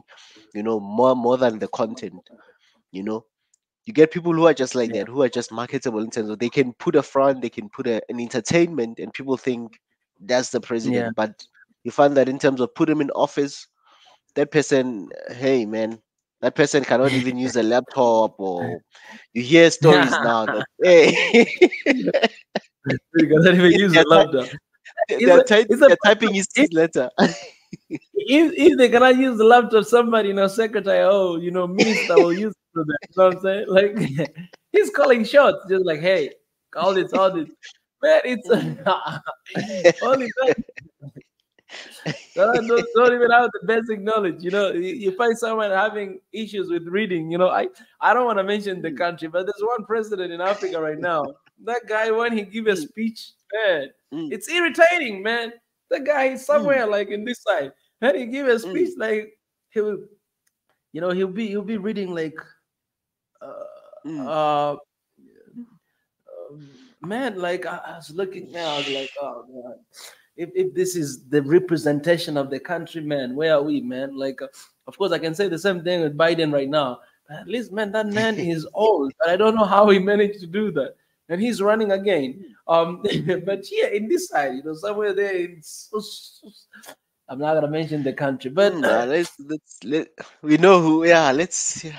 yeah, yeah, It's let's painful. leave It it is like painful. that. It's. Yeah, Mm, it's painful to look at that. And I remember there's this one video we saw. This guy peed on himself. Like, can you imagine, man? It's there. mm, It's on the internet. I'm like, oh mm, man, like, okay, this is mm, why, you know. Anyways, man, I think there's some basic things we should have them on the line. That okay, if you're a president, at least you should be able to read. You should be able to reason. At least you should have perhaps 1 degree at least. Like this something that because I'm saying that because sometimes just because you have PhD doesn't mean that you can lead people. It could be just an honor that you've been given, but you have mm, nothing. But at least to have that basic, and this basic is kind of like if somebody went to university as well. These are basic things that someone can speak, somebody can do this, that can reason. You don't have to speak English. You don't have to, because that is not our language. Perhaps you don't know English at all. That's okay. But at least you speak your language well, you can reason, you can think, and all the stuff. These are very basic things that we need, especially for the leaders mm, like that. The rest, yeah, but only in Africa, man. And most of the time, because these people, it's not because the people vote for them. No, they vote mm, themselves in, or their parties vote mm, for them. You know what I'm saying? They mm, just decide that okay, we're gonna have this person because it's easy to mm, control him. It's easy to, and I don't know what. Anyways, mm.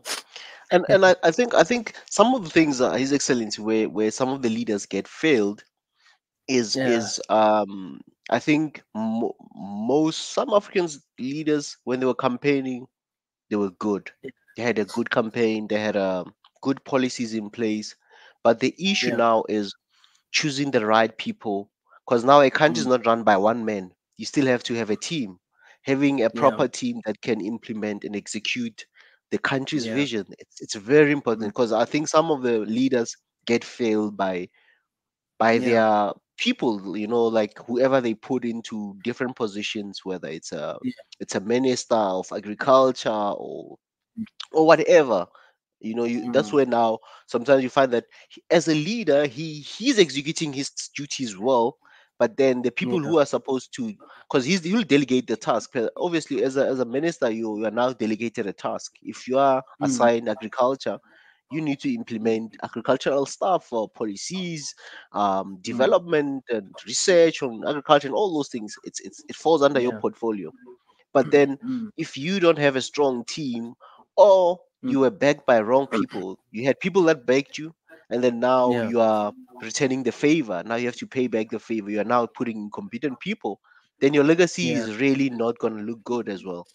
That's where I think Indeed. some of the leaders get failed there. You find that yes, majority of the people said yes to this candidate, but his team Mm. is not good. He's got a weak team. He didn't choose the right leaders. It was a matter of rewarding people who were singing the loudest slogans with him, going to campaigns with him. Then now, because that person was singing the loudest or was behind you all this time, you think I need to reward him.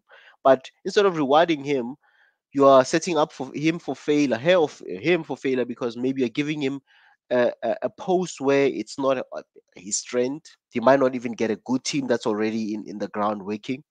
So now those things are also important, and how as a leader you choose the people, the wisdom to choose the right people, to the keys. I mean, most countries that really became strong, your South Korea and other nations, it's because regardless of other things, they tried and pushed to put the right people, and they push for accountability. If you're failing, you must be out, you must be charged for, if you've done something illegal, you will face the consequences. The law is still about, it's not about, and like no one is above the law. The law will catch up with you if you're doing something wrong, you're abusing your power and all those things.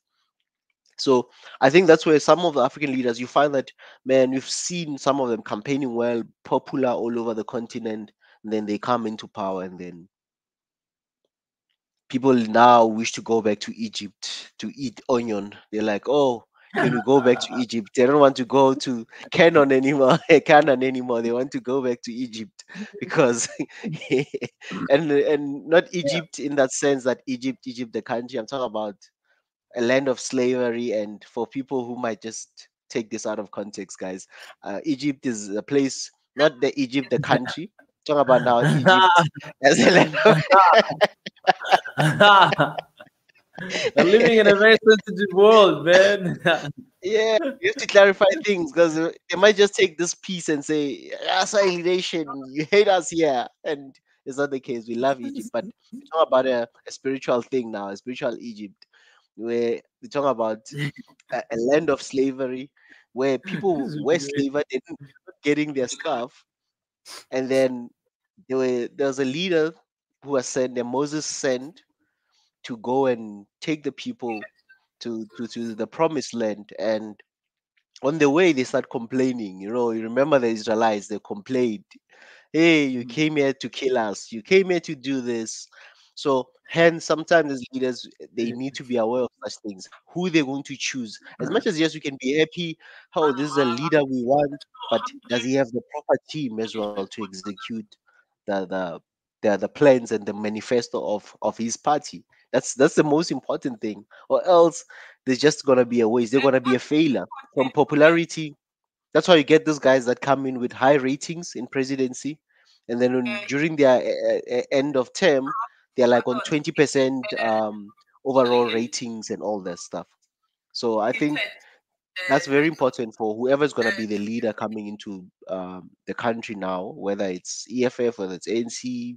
Oh, by the way, there's developing stories, His Excellency. Um, Okay. I think we kind of touched based on it with regards to the MK party, the former president Jacob Zuma. Okay. Okay. Yes. Yes, he has started his own party, Mm. the MK party. It's called Mkhonto Wesizwe. Mm-hmm. So, What does it mean basically? Like Isizo, I hear Isizo a lot of time. What does it mean, Isizo?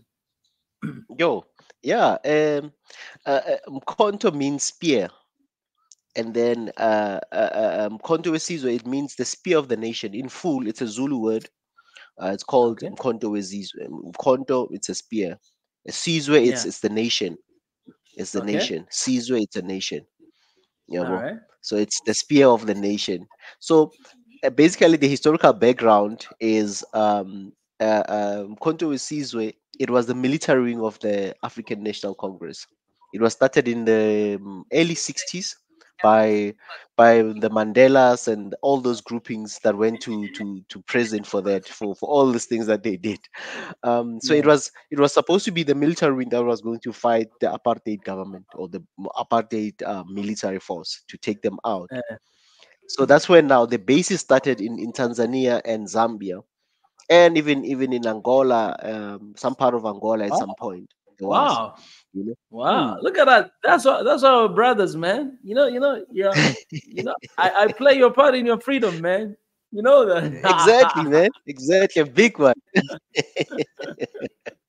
Yeah.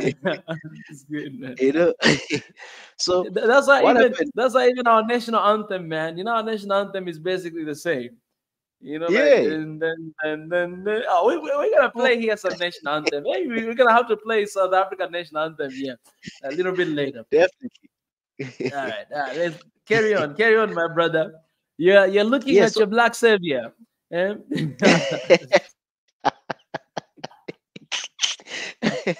from the east. From the east to the south. Yeah. Hey guys, yeah. Tanzania. Shout out to Tanzania, but they will play a real big role Big role. in independence of South Africa. So that's why we're brothers. We don't need visa to visit one another. Can just decide right now to go to South Africa. My brother can decide to come here. Nyerere and Mandela were brothers. Man, it's just Mandela at the time he was a Tanzanian. There was a time he was a Tanzanian. So yeah, Exactly. we want people, man. I love that Mm. story, man. That's why I love South Africa so much, and I'm so happy to be there. And I'm not come back. I'm waiting for you to come here first, and I'm gonna visit you again. Yeah. And I think most people are not aware how the big role that Tanzania has played. I think Tanzania never gets its shine. It's not just South Africa only. I mean, Zimbabwe, Namibia, all I mean, guys that had most of the political people who went in exile, they ran into Tanzania, they went into Zambia. Those two countries, they played a big role, especially in the SADC region. That's something, that's history that some people tend to forget. A big one. Yeah. Even to a certain extent, Mozambique as well. But Oh, of mainly course. South Africa, Zimbabwe, and Namibia. Those are three Mm. countries. Man, if somebody had to try to break the bond, that person, must be, I don't know. I don't want to even say the word. But that's the history, the a big history lesson that a lot of people do not even sometimes celebrate, and we need to Yeah. celebrate that for Tanzania's stands, and even Zambia as well, for standing with many countries to find its to get its independence, you know. Yeah. So yeah, Indeed, so that man. party, by the way, it was formed by the ANC. Now, since Yeah. the former President Jacob Zuma, remember, he was recalled by his own party, yeah, due Mm. to other allegations, corruption, and other things that were labeled against him. And Yeah. then now he went and took the same name, because the Mkhonto we was a military wing of the ANC. So he took the Yeah. name and started the party. Wow. And he says he's still an ANC member, but he doesn't want the new leadership. And it's so funny how things are panning out. They now have a party, and we might Mm. be seeing a lot of their voters as well, in terms of Yeah. right now, because they've campaigned, they've also been visible. The party's making Yeah. noise. That's what I'm saying. Currently, we might go into even a coalition, His Excellency. We never know. Yeah. Things can Mm. go either way. Maybe ANC might not get over 50% to rule the country, so a Yeah. coalition might be needed, or ANC might still win, and then Yeah. other parties. But then we have new parties that have come in as well, that have maybe taken some members from their Mm. organization. And again, I heard yesterday, Cuba, when he was saying ANC had different split. ANC Mm. has had many split. If you look at their history as well, a lot. I mean, as Yeah. over 112 years history as a party, over 100 years. Even in the 60s, they had a movement, the Pan-Africanist movement, by the way, came out from the ANC in the 60s. There was a party, but now it's no longer as strong like in the olden days. It was called the Pan-Africanist Congress, PAC. That was one of their breakaway parties in the 60s. And then again in 2007, when they after 2008 2009, they went when they recalled the then President Thabo Mbeki. There was another party that was formulated, COPE. And then the emergence of Julius Malema, because some people sometimes forget. Now we're going back to going to EFF. EFF, somehow you can say they also it's an ANC baby. I know it's a wrong way to use, but you can say that because your Julius Malema, most of the leaders there were groomed by ANC. They were now the youth league of the ANC back then. And then when President Jacob Zuma was president, they were fired from the party, or they were suspended from their organization. So then that's when they started EFF. So EFF is it's a young party because it was started by the young lions by then, who were suspended from the party or fired. I can't remember the whole status there. Or they were suspended for 5 years or something like that. And then they started the party. And then look at 10 years from now, 10 years into that organization, they are one of the vibrant young African party out there that's making noise all over the world and even in um and then now you go into, so that's another party that they came out from ANC, people that have were ANC members before. So it is a party that has shed a lot of kids. It is out there. Hence, it's the reason why now it's even harder for them. Why now they are being challenged is because they are being challenged by people who, because ANC is the strength of ANC. If you look at it, they have structures in place. They've got branches everywhere. So most of the people who left the party, they've started the same thing, replicated the same system, and went forward with it. So they know how to campaign. They know how to go to communities. That's what that NC was doing all the time. So they're also doing the same thing, and they know their strategies. So it's easy for them to run a party. You understand? It's like reverse engineering. Absolutely, they know all of the I could say secret tactics and everything, man. I wonder what if Malema and Zuma, came together. You know what I'm saying? Because I mean, recently, Mm. at the end of everything, Malema was actually advocating for Zuma. At the very end, it was like, I think it was addressing to Ramaphosa to release him and all this stuff. There's a lot of things he was talking about. So I was wondering what if they came together, both of them, joined power, Mm. and then I mean, let's say Malema is there, Zuma is there. Zuma, he's not, I mean, he cannot run right now. But if he came together and joined the strength and to be like, all right, let's do this. Do you think there will be a possibility to, to remove ANC in power, if that were the Oh, case? it's a big debate. Even now, I mean, as MK party, Yeah, the Zuma party, or whatever, the MK party, and even Malema's party, and also DA. If you look at those three, they're looking at the scales and how things have been moving. There might be a chance that even if they don't now join and just become one party, if the ANC doesn't get over 50%, they can join and other smaller parties and get 50%. Then ANC will be in the back, will have to take a back seat, and they can choose who they want to bring into power. But it's yeah, it's still something that is not a clear win, because NC is still a popular party as well. It's not that it's yeah, gone, it's lose it has gone through a yeah, lot of obviously a lot of setbacks in terms of being in power, a lot of things not going well as a country, as a ruling party. But if you yeah, look at their popularity, it's still there. They still have the mandate. They still have a lot of policies that we are enjoying. It's their policies, by the way.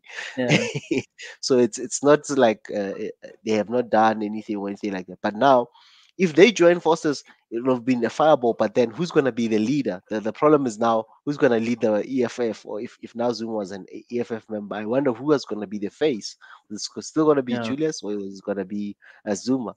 But Zuma is yeah, old as well. I think sometimes we talked about age in the politics when we said yeah, we have some leaders now. they can't read. Others, they don't know whether when nature calls, they don't even take precautionary Mm. measures to go and relieve themselves. So, but Yeah. so that's another thing that we have to take consider as Africans. Do we need young people, going back to the youth? Do we need older leaders? Because Zuma is over 80 years old. Malema is around his early 40s, It's so 40 he's something. still Yeah, 40, 46. still yeah, he still has the Yeah. strength. As That's youth, do that's we go with the young or we go with the old? yeah. That's why I think it'll be very smart move. I think it'll be Mm, very smart move if EFF and Zuma sat down and actually comply on some stuff or agree on some term and come together as as one. Of course, I mean you could have there Malema running for the president. Zuma could be somewhere there. You know what I'm saying?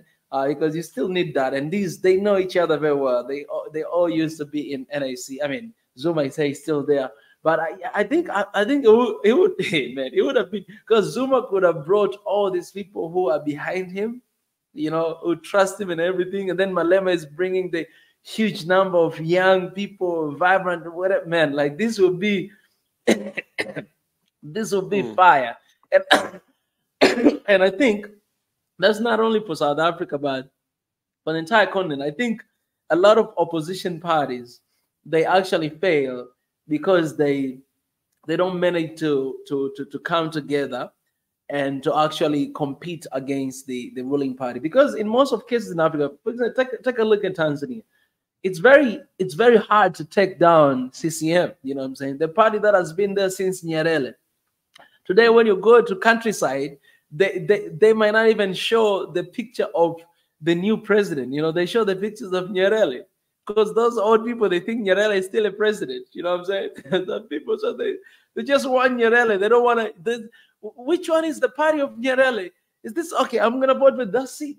The majority of people they want that. So if you want to really take down these of the ruling party that have been there for 30 years, 20 years, they have like strong foundation. It's basically like even the foundation of the country is built under that party. I can say the same thing about my country. This how it is.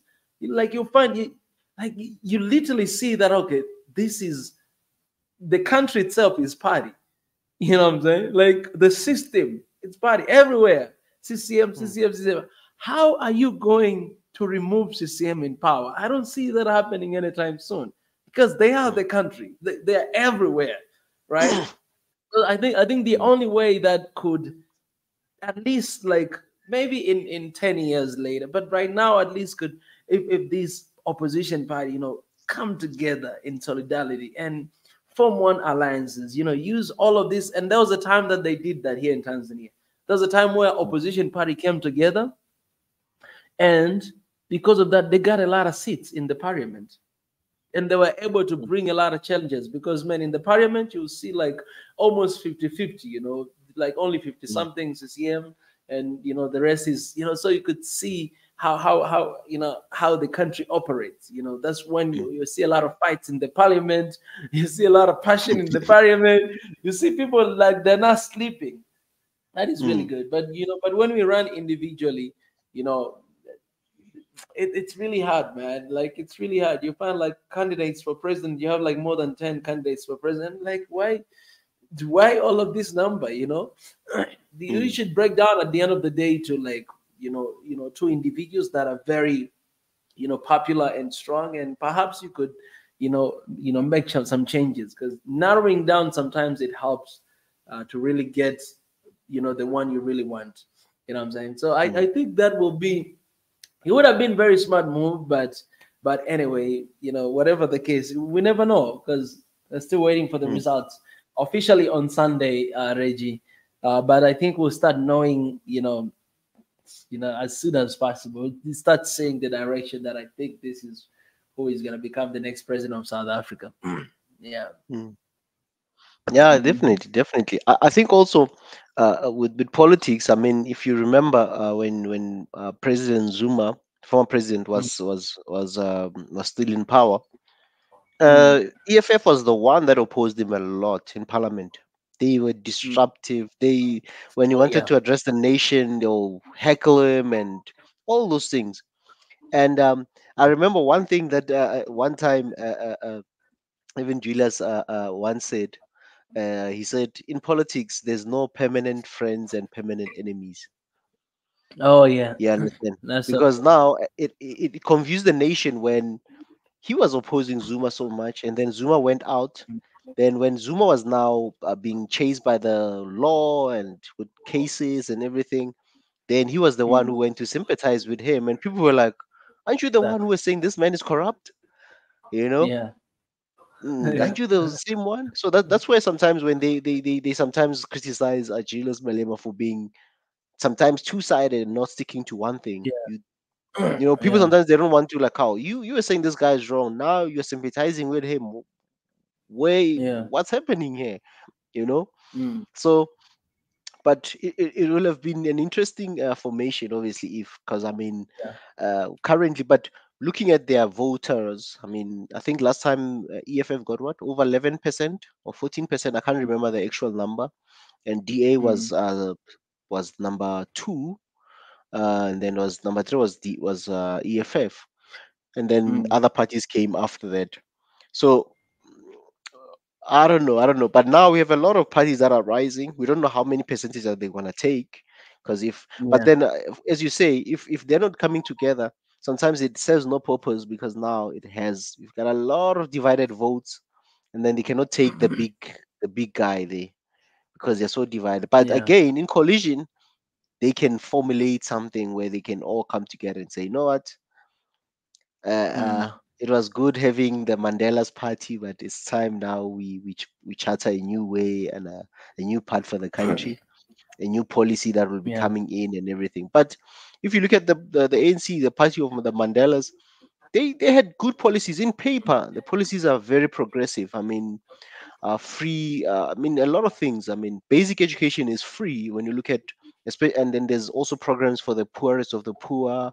There's a lot of things. I mean, Yeah. even housing for the poor is there. Those programs and they are implemented, but then Yeah. the quality of the work and things like that. That's where now you question.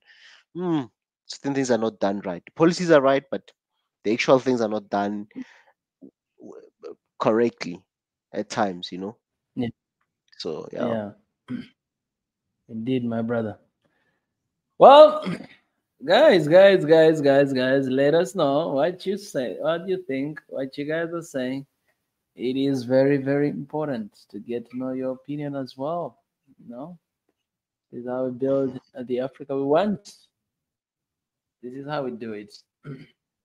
Mm. And I His can I read Excellence, His something here? Excellence. Please, I please go see ahead, His Excellence. I see Harry C. Smith says it looks like African states are building several regional free trade and travel blocks based on geography, common linguistic or tribal, religious, and cultural traditions with certain African interests. Yeah, that's been happening. And not much about linguistic or tribal, more based on common traits and also neighborly. Like already we are trading, but then there's difficulties, barriers. For example, I can speak for SADC since I'm in the SADC region of Africa, or southern part of Africa. Um, we do have this, I mean, the free trade, free movement thing, it's already there. But then when you go to other regions, things can change. If you're going to, let's say now I want to going back to Egypt, let's say I want to fly to Egypt, that could be a different story. If I have to go to Egypt, that might, you know, it might not be the case of depending on where you're coming from in and if your country has either visa free or visa on arrival or things like that. So but it is coming, but we have the African one for everything. Hopefully things are moving slow, but at least we are moving in the right direction because already the signatures are there. It's just now to shatter away to do these things. And also, I mean, look at the different interests. I mean, certain things we have similar interests and similar foods as well. Imagine you East Africa, they eat ugali. We also eat ugali in the south. And if I've got maize farms here and I want to export maize to those countries, if there's a need, they're also producing a lot of maize in the eastern part of Africa. If I want to do business there, I want to still export to Kenya, Tanzania, and maybe even process my maize into maybe other things, other products, because maize is not just for ugali only. There's a lot that is being used for. So it will help if you want to do business like that. Unlike now having a surplus of my maize, instead of exporting to another country in the continent, imagine now I have to ship this thing to China, India, while this thing could be transported across the board. I could just take this thing to Zambia or DRC or something if I've got a customer there. It'll be easy that way instead of shipping, paying shipments and stuff. And if we are trading amongst ourselves, there'll be money circulating within our continent, and money coming. Money will rotate. Heresy if money circulate amongst us, because if I've got maize and His Excellency Mika has some trucking business, courier business, then I can ask him, can you courier this for me to Tanzania or to Rwanda or to Zambia, because you're much closer that side. Things like that. Or even from here, coming here, vice versa. So that's how we can make business as from our point of strength. It's much easier if I know you specialize in something and you can do the job better than if I just bring my friend who has never done farming and I say he must farm for me. Rather give him something that he's good at. Maybe he's good at finances, an accounting guy. Maybe he'll run the finance instead of him saying he must be a farm manager. As much as he can delegate the task, but you still need people that can be competent and do the actual thing. So yeah, I think that's coming. East Africa has their own as well. There's one in East Africa. What is it called? His Excellency, the money, the economic one. Is it something? I just forgot the name for it. Where they're trying to integrate free trade within the East African community, like Uganda, Kenya, Tanzania, and Rwanda, and those countries as well. I just Oh, forgot I the name forgot as for it. well. Let me There try is to search for. yeah, and I'm not sure about North Africa, or the northern part of Africa. Obviously, talking about Egypt, Morocco, Algeria, Tunisia, Libya, Mauritania, or even Sudan. Because I know, and if you don't mention Sudan, some people will say, "Hey, we are Sudan." I think we need to ask Sudanese. Not meaning to divide them, and we pray for the peace of Sudan, and we pray that the nation of Sudan will will will go back and be a prosperous nation, and they will enjoy the fruits of their minerals, whether it's their oil, whatever is there. That they'll go back as a beautiful country where there will be peace, whether it's South Sudan or even Sudan, Khartoum, Sudan, Juba, South Sudan, or even Sudan, Khartoum. Yeah, man, I forgot the name. I can't even pronounce it properly. But yeah, let's hope and pray for Khartoum. Sudan as well. Khartoum, yeah, Khartoum, yeah. So yeah, let's pray for that. And something that just crossed my mind, His Excellency. But going back to South Okay. Africa, we need that. We need to Yeah. trade. We need to It's trade. excellent. I want to ask you this question. Some people, yesterday I had a session here, and I uploaded a video of me and Gamma and some other. I think it was another guy. I forget his name, from South Africa, but I don't know why. Okay, we face this all the time. People, they really. I don't. Okay, I genuinely don't know why people are very hurt when we pray. Like in that video, as you were talking about it, my brother Gamma said, you know what, it can't, we need to pray about this. So we prayed. And I believe those are new people, because we used our session here every Friday to pray for the continent. We need to bring that back, His Excellence. Yeah, And I then think I don't know yeah. why people, they're always very offended when we pray to God. They don't believe that we should pray for the, for the situation in South Africa right now. I really, like, I was reading the comments, and these days I just stopped responding or doing anything. I'm not doing anything about that. And I was just very shocked. I'm like, why do people, like, when it comes to God, why do people why people are becoming very offensive, as if God, has done something to them that, that don't mention that. Don't mention. I'm like, who the heck are you? You know, I'm not. The matter of fact, we're gonna pray. He said, let's pray right now for the election, and then I'm gonna keep talking about this.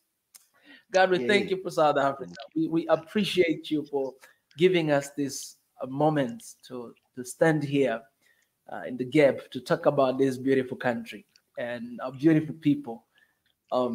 We believe that everything is in your hand. You're the one who allows everything to happen and stop everything from happening. So we submit this nation in your hands. There's people stepping out to vote, to choose. God, we just pray for that peace in that nation. We pray for that comfort in that nation. We pray that God, there's nothing bad it will happen during this election. Pray that God, what you want, what the people of South Africa deserve, that's what will happen. Because we sometimes we look at the appearance, we look at the outside, but God, you told David when you told Samuel when you sent him to anoint the next king of Israel that he should not look at the appearance, because God, you're looking at the hearts of men. You know exactly what we think. You know what exactly we want to do. You know our hearts more than we do. And so I pray that man, that person that you've prepared for this nation, on Sunday we'll be here celebrating and looking at the future, God, waiting for changes to happen, all those stuff to happen. Our job, our part is to do everything we can and call upon your name to the nation of South Africa, and the rest will leave it to you. We thank you for this great nation. We thank you because you're with them. We thank you because all of this is possible and it has been done in your precious name, Christ, I pray. Amen. Oh, yeah, I Amen. just pray. Amen. Mhm. Amen. Amen. Yes, I Amen. just did that. Amen. All right, I'm waiting for your Amen. comments again. I mean, if you're new, you just have to know this, that the foundation of what we do right here is God. When you look at the Amen. logo of this channel, look at the logo. The logo you see, I've spoken about this a lot of time. The big line on top of that African map is Africa. I mean, it's God. That big line right there. It's God hovering over Africa. That's the idea. And then you have small lines after that. Those are diaspora. Our African brothers and sisters outside of the continent are representing right there. And then you have continent Africa, and then you have fingerprint across the entire continent of Africa. Fingerprint because Africa, we have different culture, different values, 54 different countries, different people. So it represents the diversity of our people. You have green color of all this logo that represent the nature, it represent life in the continent. And then in these lines of African continent, you have two gaps. We leave a little two space. This space, it means we are Africa, but also we are open to the rest of the world for other people to come in, only if they understand who we are and they abide to what we want, we as a people. Leaders might want different things, but we as a people, we know exactly what we want. So that is how this family was founded. You know what I'm saying? God is at the center of all of this. Right? We do that, but we do not force everybody to believe what we believe. You know what I'm saying? That's why in this community, we have all religions, we have all people from all backgrounds. You know, we have Christians, we have Muslims, we have atheists, we have people who believe in traditional gods. We have that, right? And that's the unity we want for the continent. That come with your belief, whatever belief you have with, it does not really matter, right? But I'm not gonna hide my belief and hide my, whatever, because of what you believe in, what I believe in. You're not even in the belief that I believe in, and you believe. I don't know how to talk about this. You know what I'm saying? You believe what you believe. That is good. I believe what I believe. That is good. So I don't see the problem why praying should offend you, and I don't see the problem why I should stop praying in the platform that we've created because you are being offended. I don't see that. If you knew where we came from, if you knew why we're here, if you knew who brought us here, then you'll understand why I do this. You know what I'm saying? So I cannot, I will never leave that behind. I'm not going to take God out of the picture. My God, the one I worship, the one I believe. I'm not going to stop mentioning the name of Jesus Christ just because it offends you. I'm not. because I believe in him. Right? However that it looks like, if you think that Jesus Christ was white, that is you thinking about that. I don't think that he was white. You know what I'm saying? I'm very sober in my mind. You know, I believe what I believe. You believe what you believe. And I'm going to share you the good news. You can share with me if you have the good news. It is fine. But at the end of the day, we're fighting for one Africa. And this is what it represents in the continent. You understand what I'm saying? So for those new people who just came, who feel offended, who whatever, let that be very clear of what I stand on and what you stand. You'll not see me a single day accusing you for what you believe in. Even if you believe in tree or cows or, you know, or pork, or you believe in whatever, you will never see me even a single day. They're like, why are you believing in that? No. I'm gonna leave you a space. In fact, you can even come and we can have conversation. And we've had that a lot of time to just discuss, to talk about all this stuff that, oh, you know, why I do? And then I'll tell you why I believe in what I believe. And I'll tell you what happened in my life. You know, it's not just about what people say about Christ. It's about the personal experience, what I went through, you know, what you went through. Everybody has a story to share. And my story, I met Christ, right? I'm a born again Christian, and I'm proud of that, and I love that, and I'm going to share that, and I'm going to pray in the name of Jesus Christ, whether you want it or you don't. I'm going to do it. If I'm offending you, oh, please leave. But if you're okay to be offended, then stay right here. You know what I'm saying? We went through a lot. We know this God who brought us from whatever we came from. We know, man. We know where we came from. We have our stories. If we open our mouth and share with you how our life used to be and where we are today and what we are doing here, we had many options to do. We had many things to do. But we are here because we are called to do this. And the same Jesus Christ who offends you is who called me to do this. So tell me, why did Christ offended you? Is it because some people say that this is how you were colonized and believing in that? Well, let me tell you this. You know, we already believed in something before they came in here. Christianity was already here before they came in the continent. Read the history. You will see. You'll understand that. You know what I'm saying? So it's not like, this is not like pro-black community that we hate white people right here. No, we don't do that. All right. We stand for what is right for us and believing that this is the rights that we are fighting for our people, regardless of those people who are there. You know, because at the end of the day, we're not in the business of dividing people here. We're in the business of uniting people at the end of the day. We're not in the business of promoting one race than the other. No, that's not the business we're in. Everybody's important from their own corner. All right. You're white, you're important in your own corner. I'm black, I'm special in my own. Nobody's better than anybody else or lesser than anyone else. Every single one of us, we're special in our own ways, and that's what we stand for. You know what I'm saying? If you brought some colonized mentality, theology, whatever, that's not in here. That's not what we preach about. That's not what we talk about. We speak the truth. The truth of not just what we heard from other people, the truth of what we have experienced in our lives. You understand what I'm saying? That's where we're coming from, and that's what we stand for. So let me be very clear, and please understand what I'm trying to say. You know what I'm saying? That's what I say. We're gonna have all kind of conversation. Some people say you should not have religious conversation. We're gonna have them in here. Because Africans, the people we are serving, they have religions. We're going to have those conversations. We're not going to avoid any conversation, any talk. That is the platform for that. You know what I'm saying? I'm not in the government. That in the government, you cannot mention the name of God, whatever.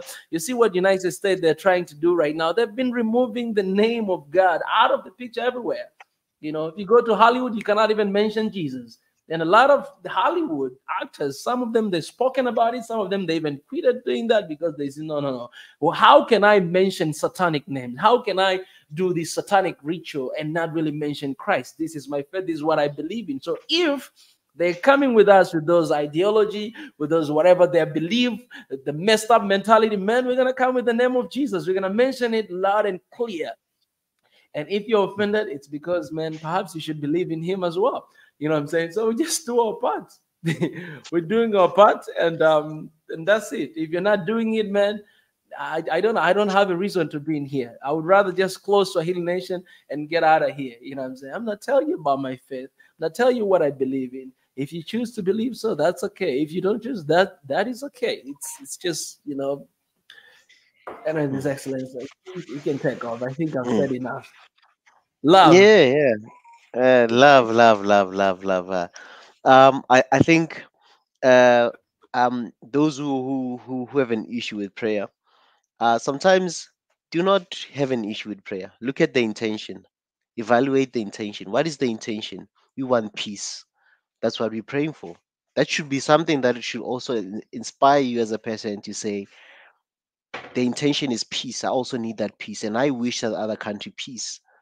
So when we pray for peace and prosperity of a nation, look at the intention.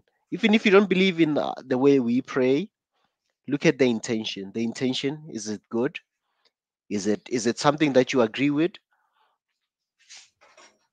So that's where you take it from. Don't look at so much about, oh no, I'm not a Christian, I'm not gonna pray. No, please count me out. And no one is forcing anybody. But we that's the way we handle some of the situation and our wish, and we speak life into Africa, and we are blessing Africa, you know. And we are working, we are doing things, because and also the misconception of that maybe praying is not working and whatnot, but we are working, we're doing everything. So so look at the intention. What is the intention? If you can answer yourself from the intention, why are these people doing this? And what will be my wish for South Africa? My wish is for South Africa to have a peaceful election, to choose the right leaders, and also to have what's this? To have the right leaders, and to have a country that's peaceful and prosperous for everyone, you know. So that's the intention. That's the intention. That's what we are faced with, and that's what we are trying to do. So for those who are feeling otherwise, and again, we've got a lot of content, His Excellency. We've got a lot of content for those people who might be saying, nah, you guys are praying now, boring. We've got lots of content that you can watch, eh? If praying for now, it's out of the question for you. There's other content that you can be watching on Swahili Nation. There's a lot of things that we cover. Go watch those videos as well. In the meantime, while we are praying for South Africa, while we talk about South Africa, and so I always encourage people to do that. Let me ask this guy, Entertainment. He's saying praying is for the weak. Does anything about me and His Excellence here looks weak? We just prayed. Do we look weak to you? Let me tell you this. Do I look weak? I was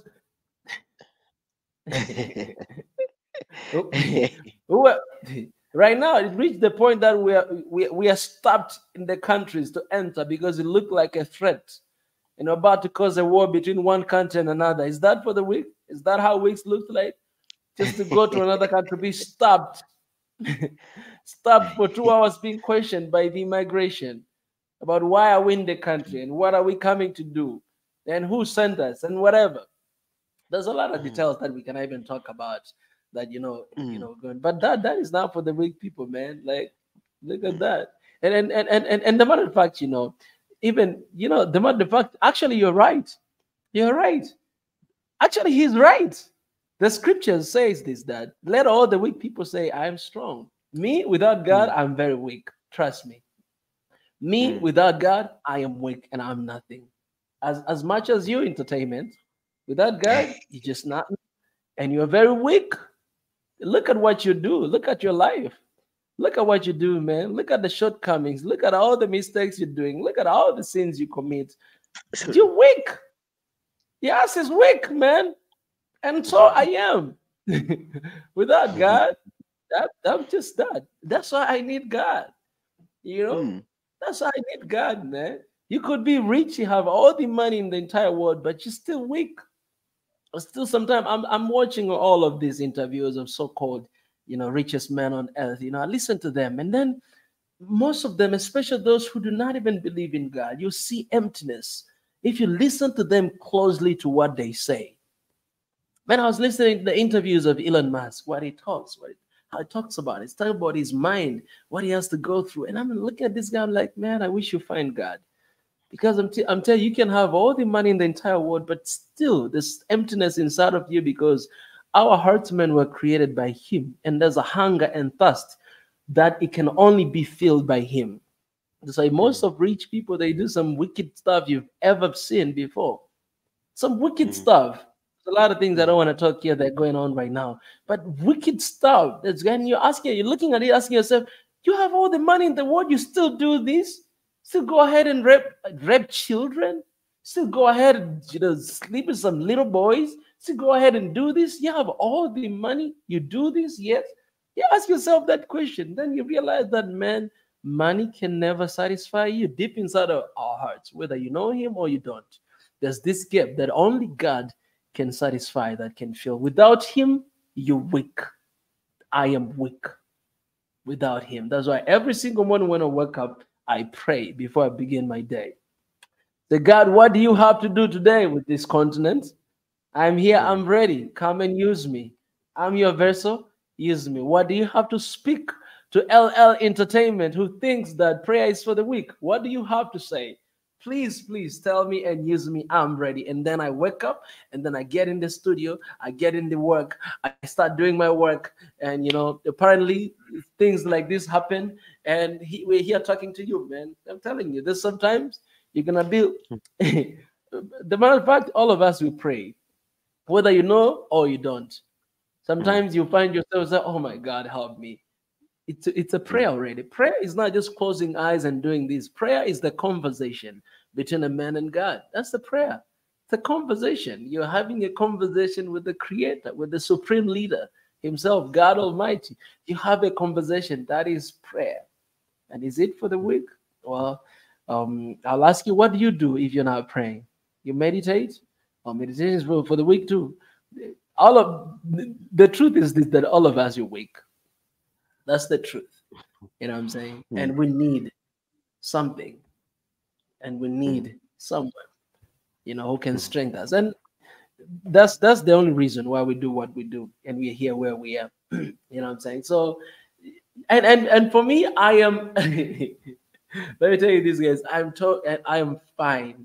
I'm fine, whether you believe in that or not, whether you agree in that or not, man. I was not brought here so that you all can agree with me with everything I say. No.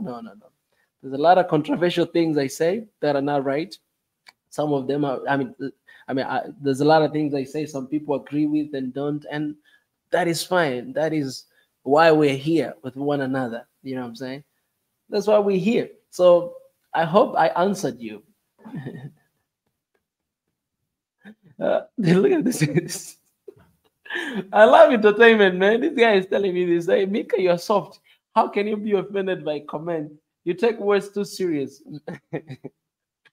Wow, this is me being offended. Wow. And then entertainment. I think what I'll tell you is that I believe you just joined this community a couple of days ago. Welcome to the family. But you'll get to understand as time goes by. You know what I'm saying? This is not me being offended. This is me just stating the facts and the truth about what I believe in for you guys to understand, for especially those newcomers to understand that that's where we're coming from, man. And to understand that you will see that more often. Yeah. And I even pay attention to the comments because I think it's necessary for me to reply to that. Sometimes I don't even read them. I don't even pay attention, but I think it's very important for me to address that. So this is not me being offended. You haven't seen me being offended yet. This is me being in my conscious mind. It's just how I talk, right? Sometimes people tell me that, why are you shouting? It's just how I talk. Just go and watch my video. I do this all the time. So guys, it's about SA election, all right? I don't want us to diverge, but it's about that, Yeah, but I appreciate this. It's very important to have this conversation.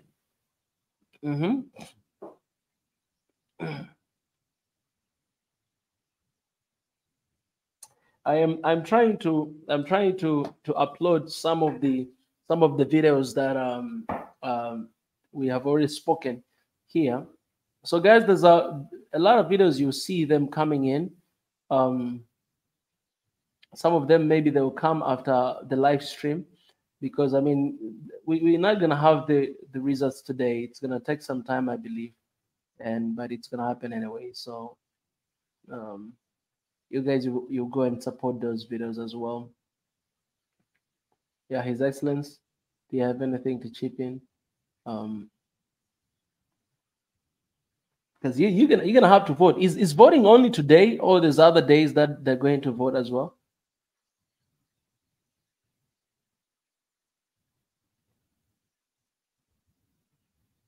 His Excellence, can you hear me?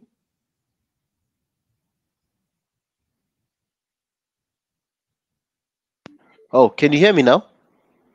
Oh yes, yes, Can yes, you hear yes. me now? Now, okay. I think I Yeah, had muted myself, yeah, on the mic. So mic was yeah. off. Sorry about it. It just reminded me of church. Sorry about It just it. When you're in church, somebody is about to speak. Mm. Somebody, especially, I mean, especially if you speak before your time. Oh, I yeah, mean, you're in the choir, you're in the choir, yeah. and then you're speaking off key. You know, those are, they just mm. mute you a little bit. And you know that they mute you, but it's because Mm. of your voice, and you're like, ah. Yeah, you like, oh, you like, Yeah, you're distracting people. Let people worship, right? Your voice ain't yeah. good, you know. So, Hey, but my anyway, goodness. uh, um, no, man, the elections are still going on. Obviously today. Oh, prior to today. Today is the main election day.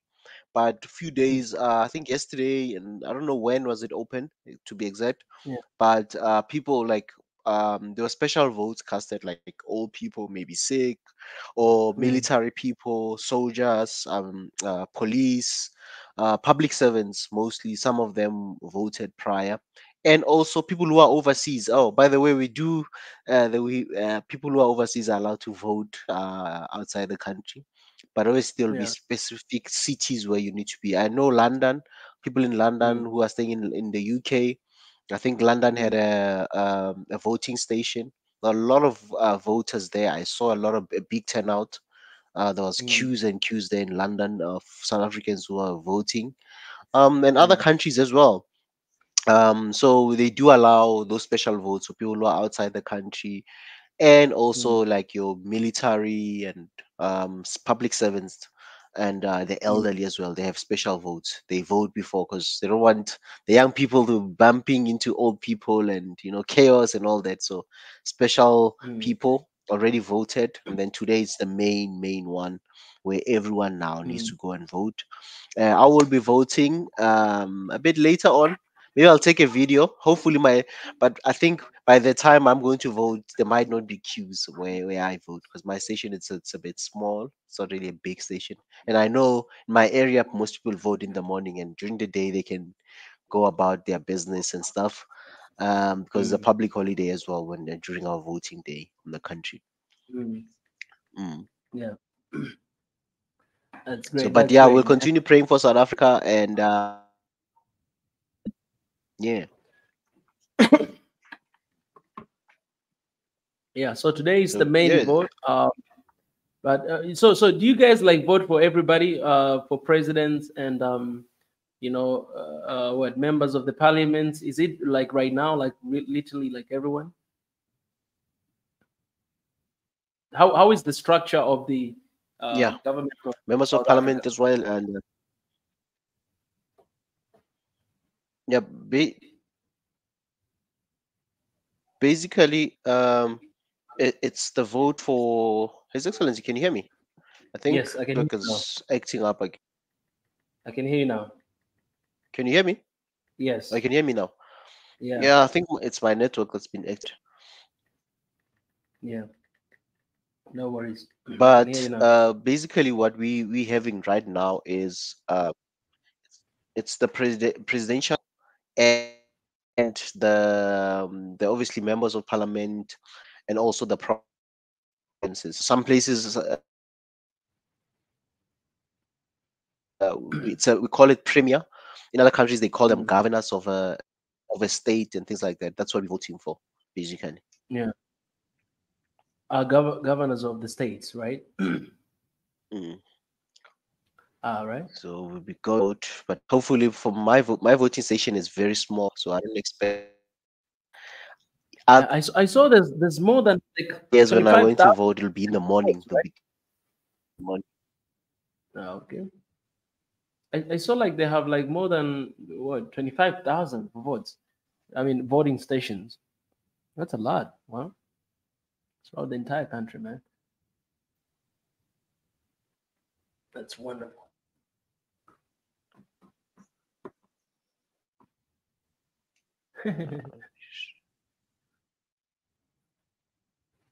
Guys, I am releasing we're His releasing another Excellency, video. Yes, yes, yes. can you hear me now? Cause Oh yeah, yeah, I can hear you. You're back. You're back. You're back. Did you hear my question? What I asked?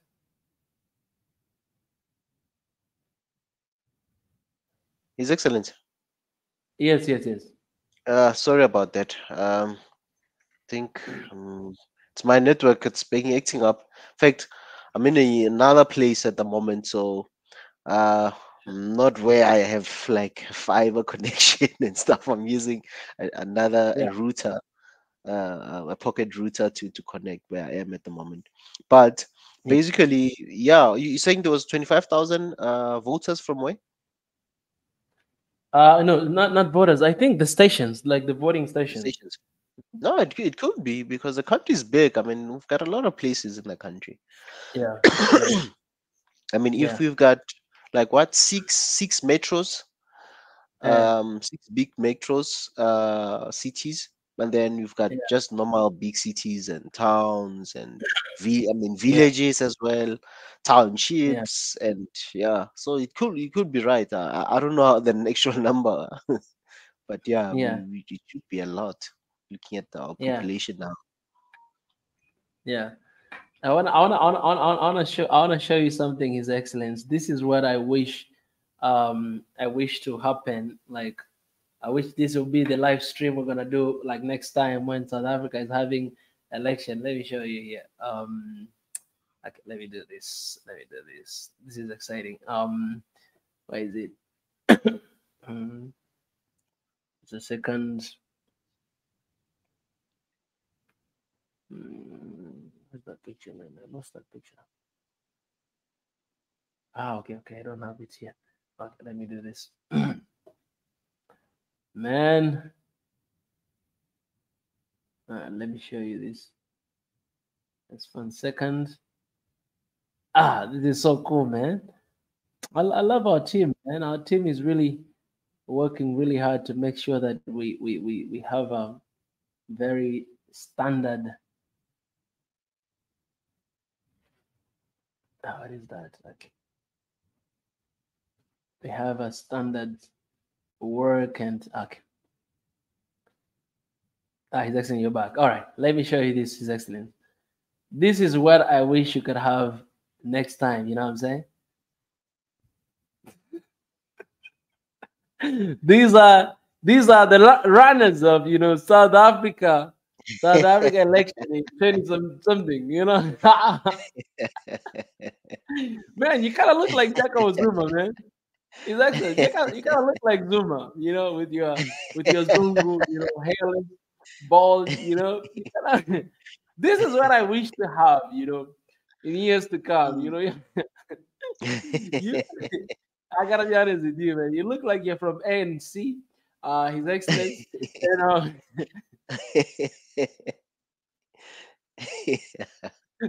I want, I want to have this election in um, maybe 20 something. You know what I'm saying? Like, so guys, we just released this video. We just released this video right now.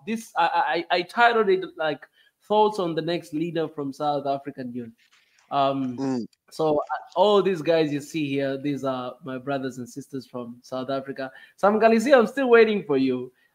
His Excellence Ezra here, and we have Sam Galisiwe, lovely sister here, and then we have Gamma here. So we released this video, hearing their thoughts and everything. So this is what, just imagine if the guys, just think about it. Okay, I'll share with you the link in the comment. That's the link.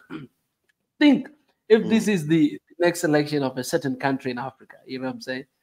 All of these guys are young, serious. Some Galicia looks like she is ready to take on the serious business of leading the entire country, and take the country from from to somewhere better. You know what I'm saying? Like,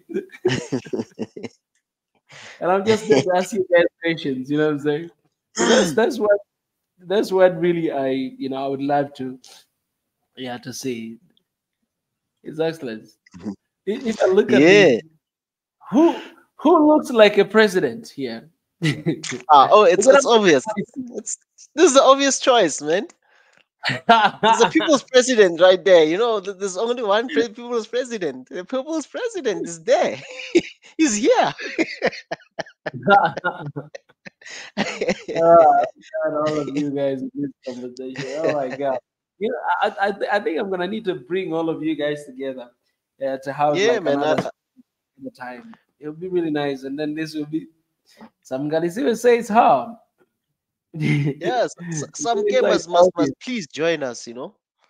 If she can. Mhm. Even later on, maybe we can have even Gamma can join us, and Yeah, then indeed. we can even at least some of the I think some of the polling station will have done maybe because I think that the closing is what 9 p.m.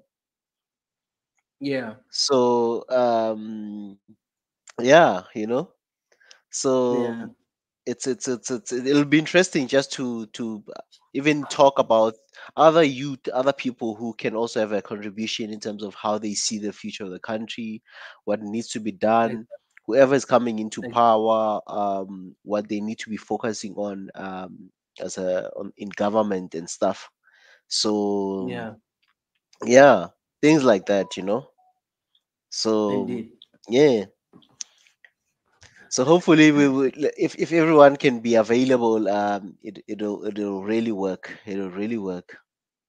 Yeah, it'll You be know. amazing. I was Mm, talking to Gamma. Gamma, mm, Gamma, Gamma. He's right now. I think he's in the, the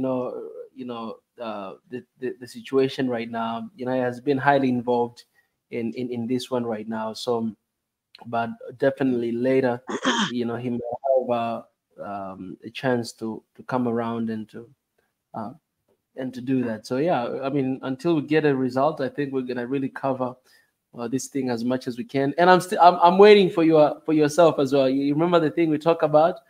So mm. yeah, you can always just Yeah, I need to. come anytime and do that. If you find those guys, it'll be Mm, really incredible. You know what I'm saying? mm. Yeah, No, guys. So mhm. I'll definitely implement. Yeah, hopefully the guys, most of them will now be available after this. Now they'll just wait for the results. You can get hold of them and say, "Hey, please join Mm, us. What's happening?" mm, You know, that will yeah. really help us. And some K, she that project of yours, she needs to still come back. She still owes us a Oh, show. I mean, some Kelly see, she still owes us oh a yeah. show, man. She's still, indeed. Hmm. She's still, yeah. Hey, She has been. what's this guy? What entertainment? We love you, man. If it's a guy, we love you. If you're a lady, we love you. We love you. We love you. We love you. It's a good engagement. Um, and you've just made a good statement. There's nothing wrong with praying. I think that's where you brought the real answer now.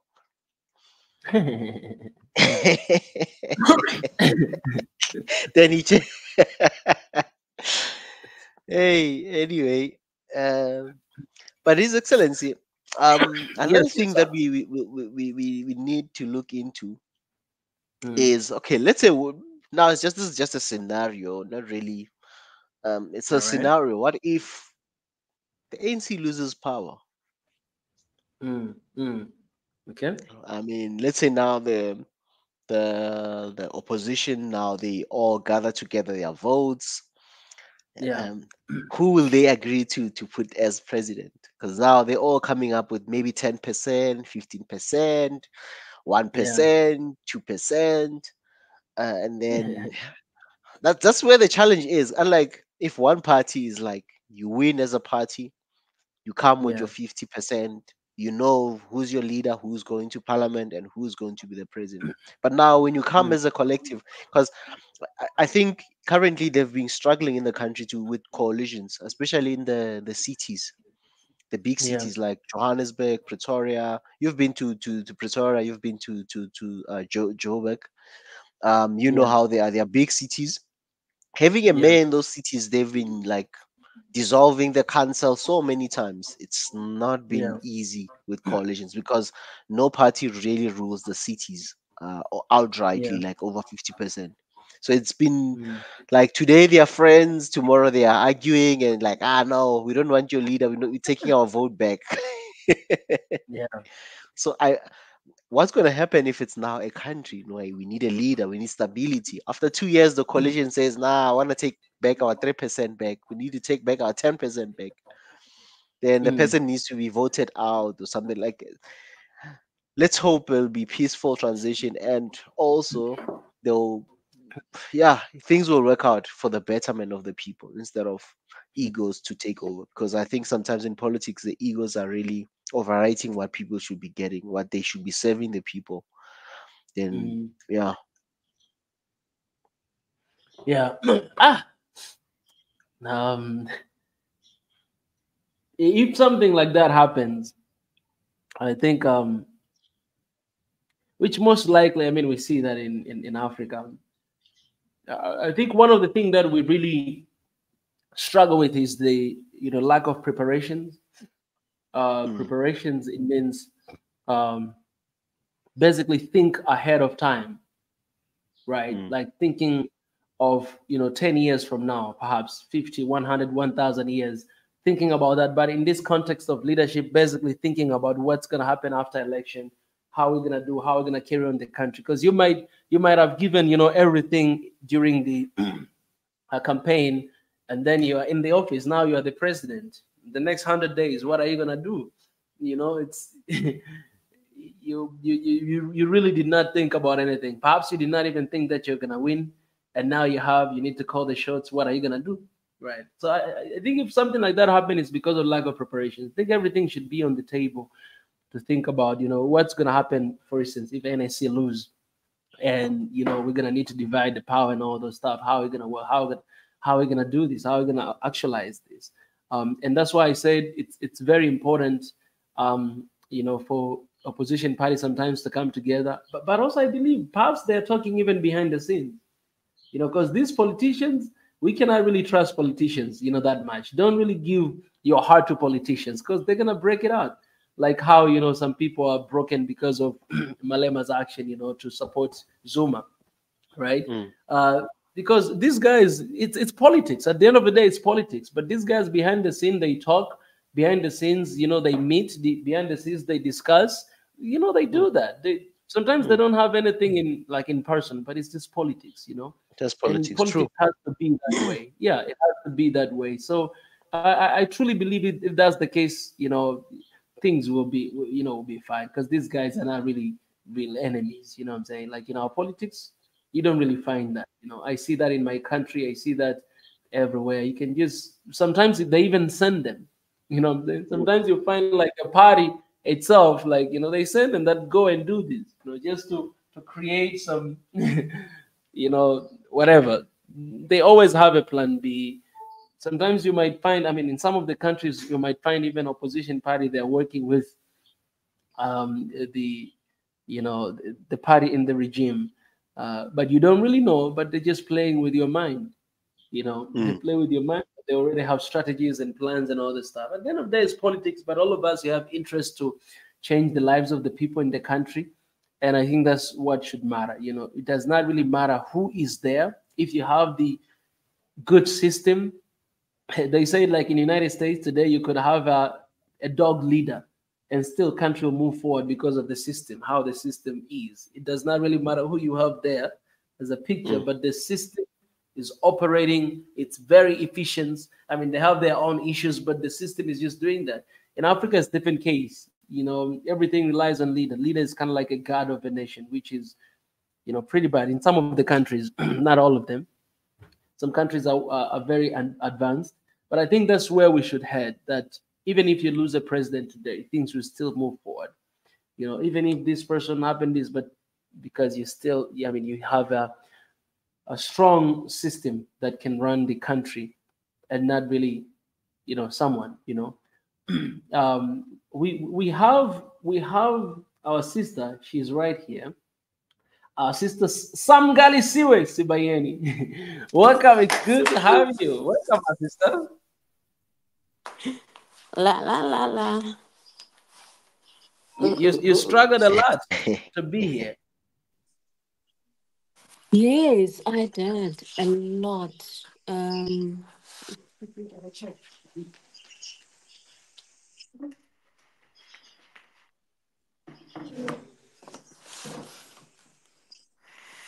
Wonderful. Good to be here and connected finally. Okay, the connection was because of the network. It's a holiday in South Africa. So the people who are supposed to be at work are off. So I had to wake up and get to the farm, feeding rabbits, putting nutrients in the hydroponic systems and doing all the work. So all this time you are busy saying, connect, connect, connect. And I'm still in the farm getting things together. But at least I'm done with the farm now. So yeah, I think I'm able to sit down now and relax. Otherwise, if that work is not done, becomes a problem. Let me leave it that way. Yes. The country cannot So, eat. sorry? I'm saying that the country cannot eat, the country needs to be fed, whether it's a holiday or not. Yes, that's the unfortunate part of farming. You can't press a button and it happens. You have to be there. And yeah. Yeah. So I had to start there, but I'm fine now. All the basic duties are done, and I'm ready to go and vote. No, you're ready to go and vote. Yeah, I'm Yes. I'm going later on. Yes. Yeah, I think I'll go now in the middle of the day because my family is already out. They went to vote. So I promise to come and join them when I'm done with the farm. Mm, okay. Mm. That's good. That's good. That's good. And can I just ask you a question? Like, in terms of your farming and stuff, with load shedding and other things, has that impacted your operations? Yes, of course. I did. But I think I'll give credit to not really giving credit, but what happened in 2021. We used to have a lot of load shedding at that time, and that led to, you see, those people we call zamazamas, the people who steal cables and transformers and stuff. Mm-hmm. So during that time, they actually stole our cables. That was the first time. And the second time, I don't know what happened to the transformer, but it bent. So I guess they were trying to do whatever things. Mm, And we waited for 6 weeks for that to mm, be repaired. sure. So because the waiting was a lot, it was really difficult. I couldn't wait that long. We then started slowly adding solar panels, solar lights. We actually slowly added some batteries and so on because we wanted to move away from the ESCOM supplied electricity. Not that we had it anyway, we didn't have it at all. Mm. But that was the time when we started moving away off grid, let me put it that way. Mm. So over the last 3 years, I think that's what we've been doing, like adding one battery at a time. Whenever we have an opportunity, we'll add a battery and so on. And currently, we are completely off grid. So whether Wow. there's load shedding or not, we're not affected because we're completely off grid. Wow. Wow. Wow. This is powerful, mate.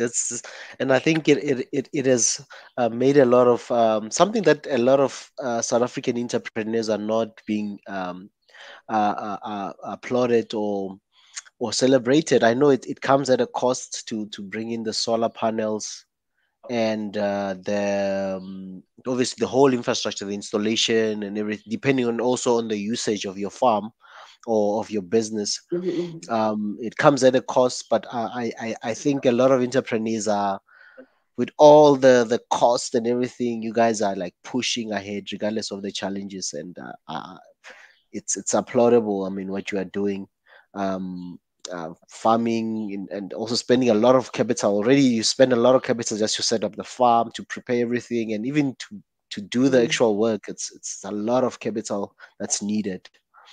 So I Yeah, applaud you for that. it was a lot, I'm telling you, to kickstart.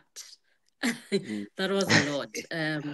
But slowly we I guess the first year was very much difficult. We'd have power during the day when the sun is up, and later we in the dark fully. But over time, we managed to keep on adding one battery at a time.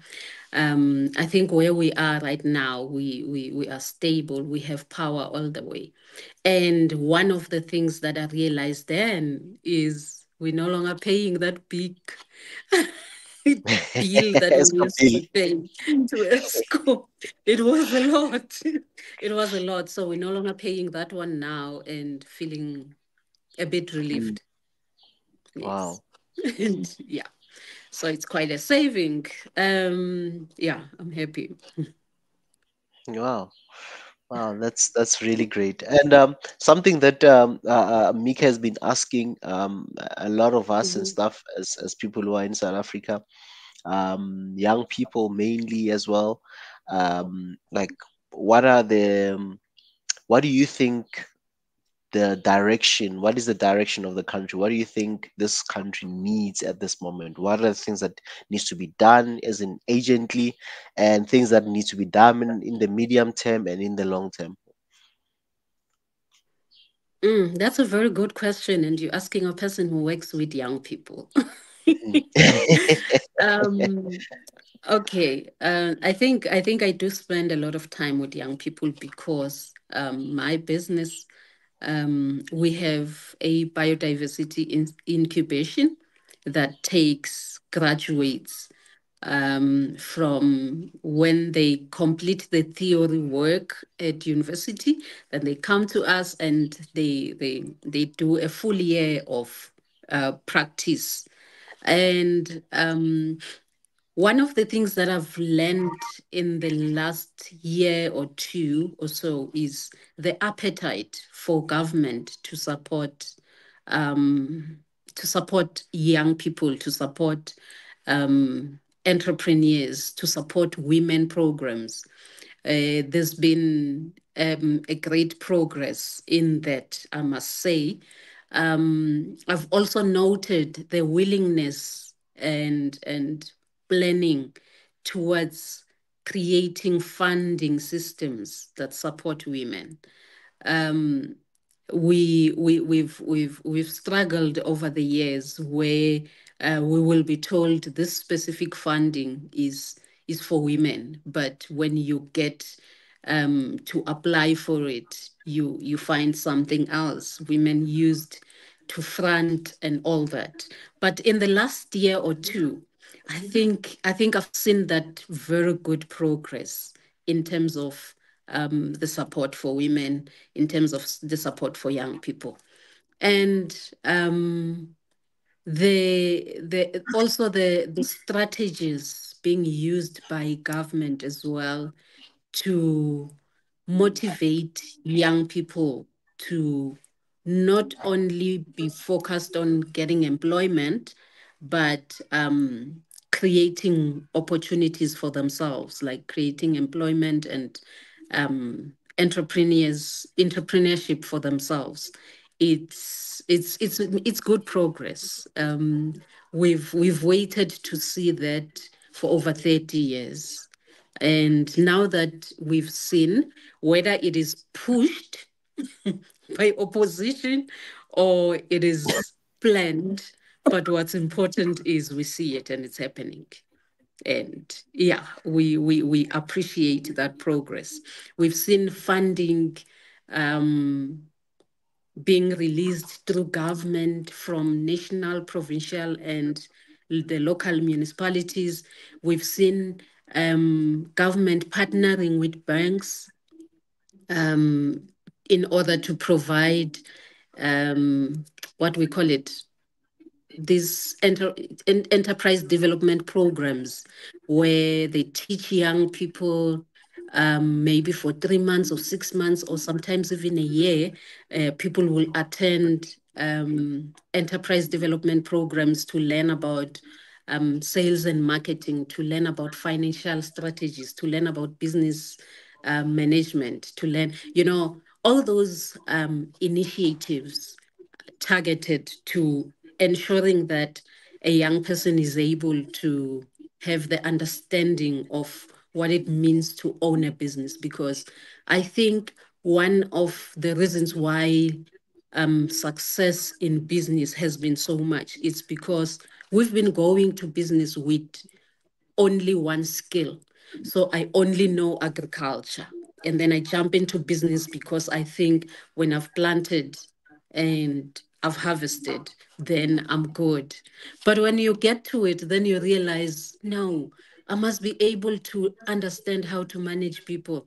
I must be able to understand how to manage finances. I must be able to, have a strategy for the business, have all these sort of documents that are required for business. Then you realize you're actually not ready. So when government comes into party with the banks and all other organizations to create those opportunities for young people to learn and to be developed in starting their own businesses, in running businesses, then it helps for businesses to succeed.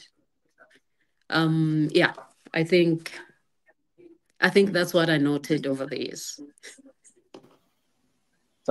Some Galisiwe, I'm sorry, Ezra. Let me just say hi to some Galisiwe. I'm sorry that when you got here, also when you got here, I was not as not. I actually got a phone call from YouTube. They were calling me. Okay. But it's good to see you. Very, very beautiful lady. It's good to have you here. Welcome. Thank you. Okay, thank you so much. I actually joined in and started answering questions without even greeting.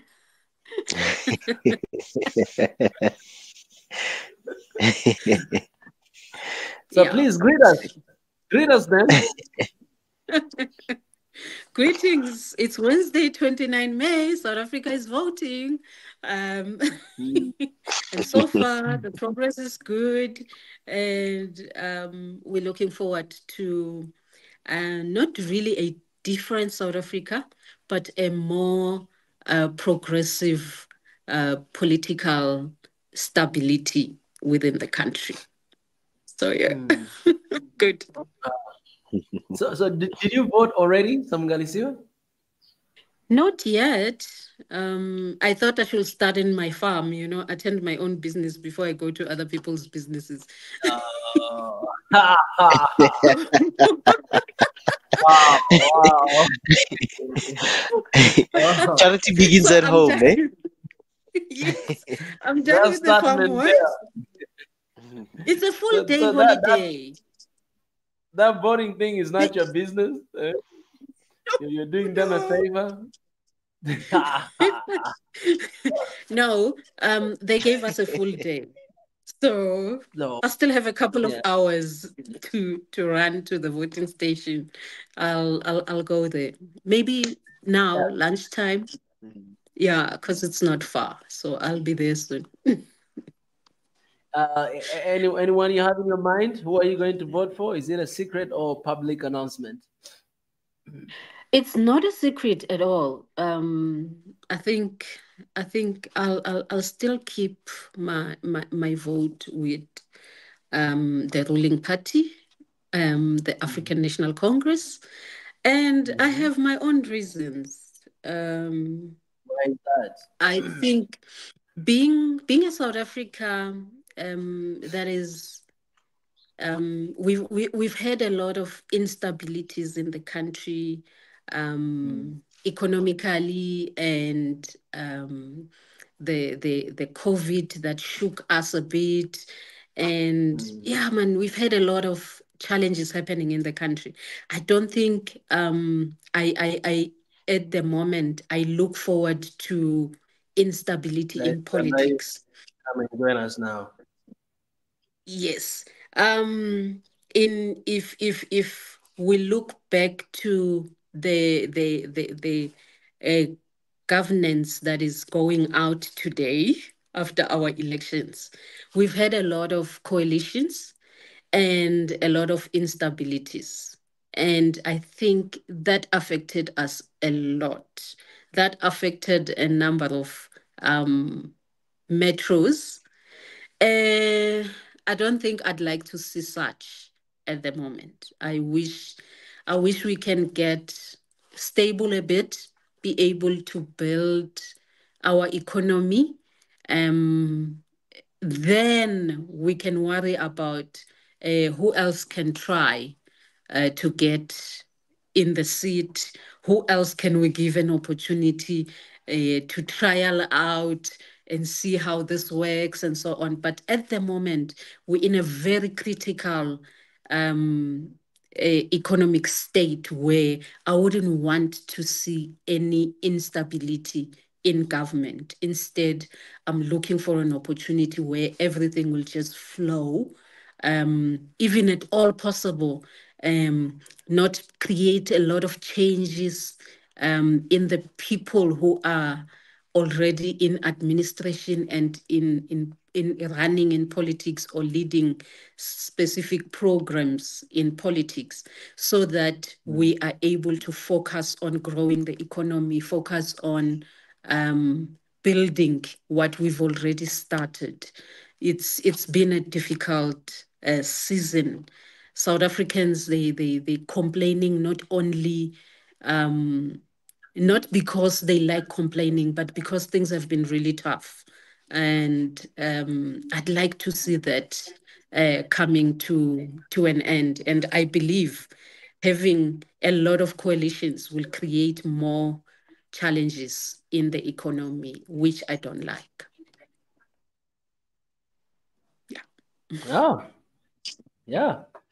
I think, yeah, that's, yeah.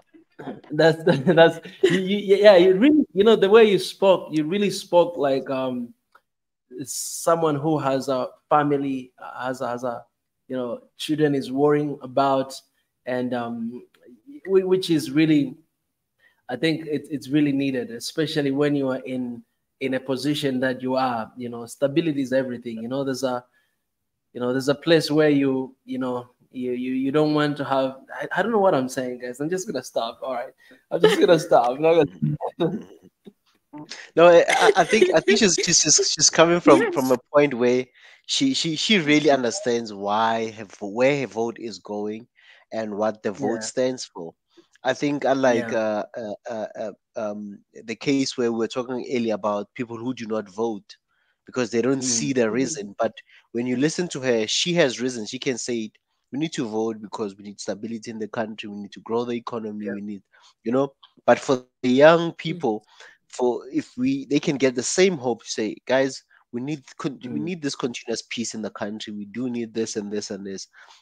Go and vote. Mhm. Vote for whoever you think will bring those things. Mm. Then people can do that. And I think she's more solid, and she already knows where her Mm. reasoning behind the voting. Because now the other question would be, why do you vote for this? Then you have to state, okay, I'm voting at this party because I'm looking at ABC to be fulfilled, or it's in the process, whatever, you know. So I think Mm. it's very important when we vote to have that clarity, to know why you're voting. um Yes. Instead of losing hope, you say, ah man, I'm not gonna vote at all. And if you feel that the current government is not producing that, and you think there can be other people who are capable to lead the country, then go and vote for whoever you think is capable to do it better, or Yeah. improve, or whatever, or change, whatever will be the case. Because other people will say, I'm Mm. voting for a change. What kind of Mm. change? A change for nationalization, or what, or what, or whatever reason may be. But people need to be educated to that end. Then we'll have an educated voter who will understand the Mm. policies. I think one of the reasons, one of the topics when we had the conversation about like 3 months ago or 2 months ago, was the case of sometimes the other parties that are running for the president, or running for to run the country, is Mm. they sometimes people do not understand them. They do not know what they stand for, their policies.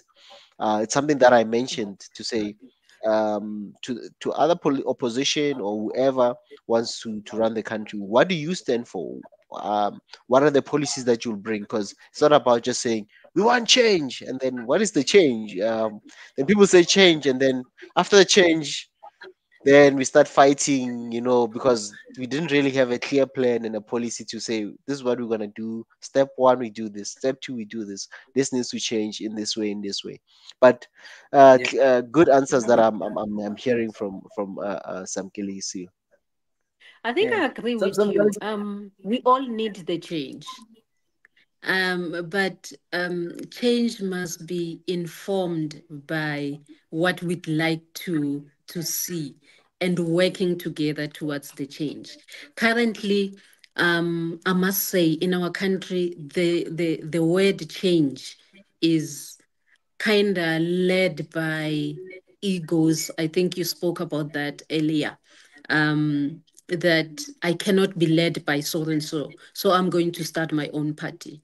Not Mm. because you are starting that party for the interest of the people or you want to see progress for the country, but because I cannot be led by that person or I cannot serve under a particular team, or I'm just angry. They chucked me out. You know those things do happen. So They were now that fired. I'm out, yes, now that I'm out, I'm gonna start my own party, and I'm going to influence everybody else who go with me. So those are some of the reasons or the things that actually pull us back. They don't take us forward, and it's not the change that we currently need.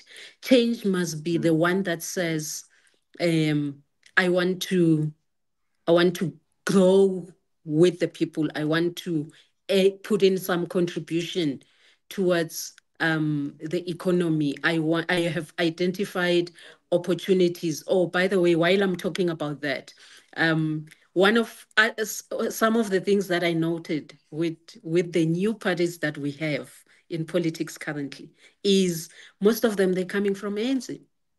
So whenever things are Mm. not going well, they go and start their parties. They don't work within and fix the problems. So some of the questions I ask myself is, so what if the same thing happens in your new party now? You're also going to leave and start another one. And I must keep on following you. I must keep following you each time you you get angry, you Wow, start a wow. party, and I must follow. And then you get angry Wow. again, and you know, all those kind of things. So I'm looking for an opportunity where um, one will start a party with me in mind as the Mm, citizens of the country, with progress in mind that says we're working together and we're building the nation. We've had a lot of social media videos that were going on throughout the week, where people were kept on replaying audios and videos of our leaders who are now leading other parties that most of them are saying while they were still in positions, while they still had their jobs secured, while they were still the leaders, they were saying those who are outside, you know, they're starting parties because and now they are the ones who are out there and doing the same thing.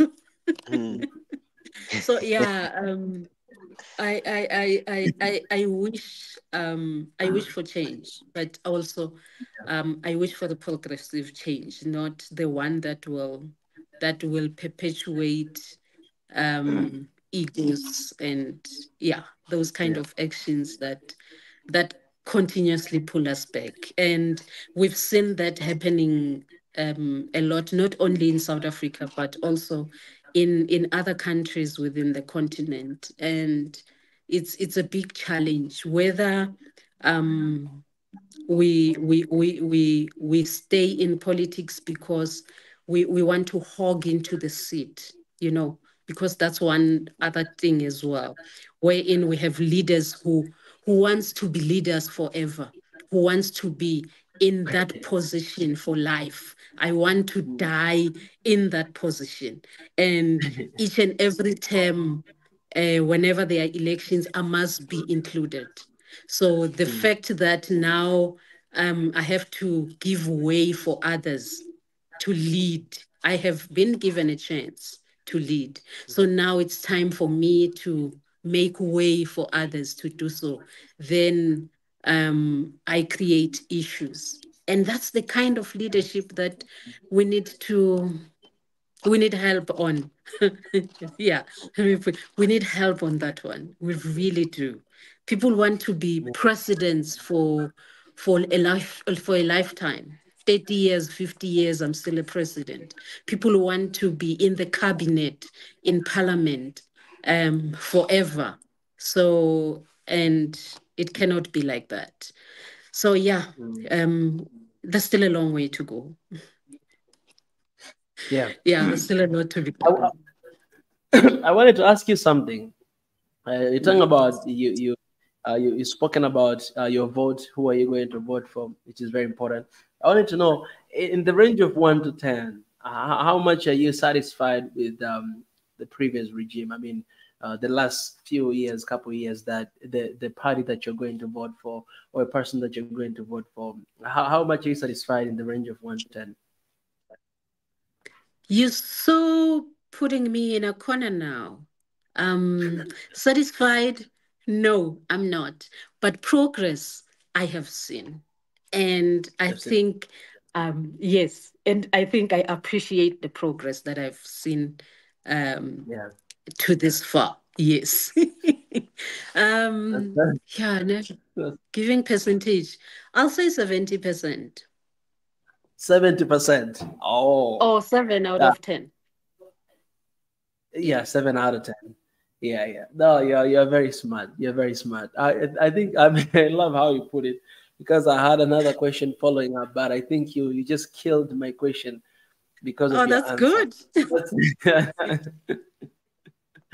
but yeah, but that's amazing. I love the conversation that we're having because some guys say for me I always appreciate I mean what you do for the continent, and I think you're speaking from that place, because these are not just cheap talk. These are people, guys. If you're joining right now, those who are watching us on X, Instagram, and YouTube as well, because we actually have a lot of people joining us from X as well.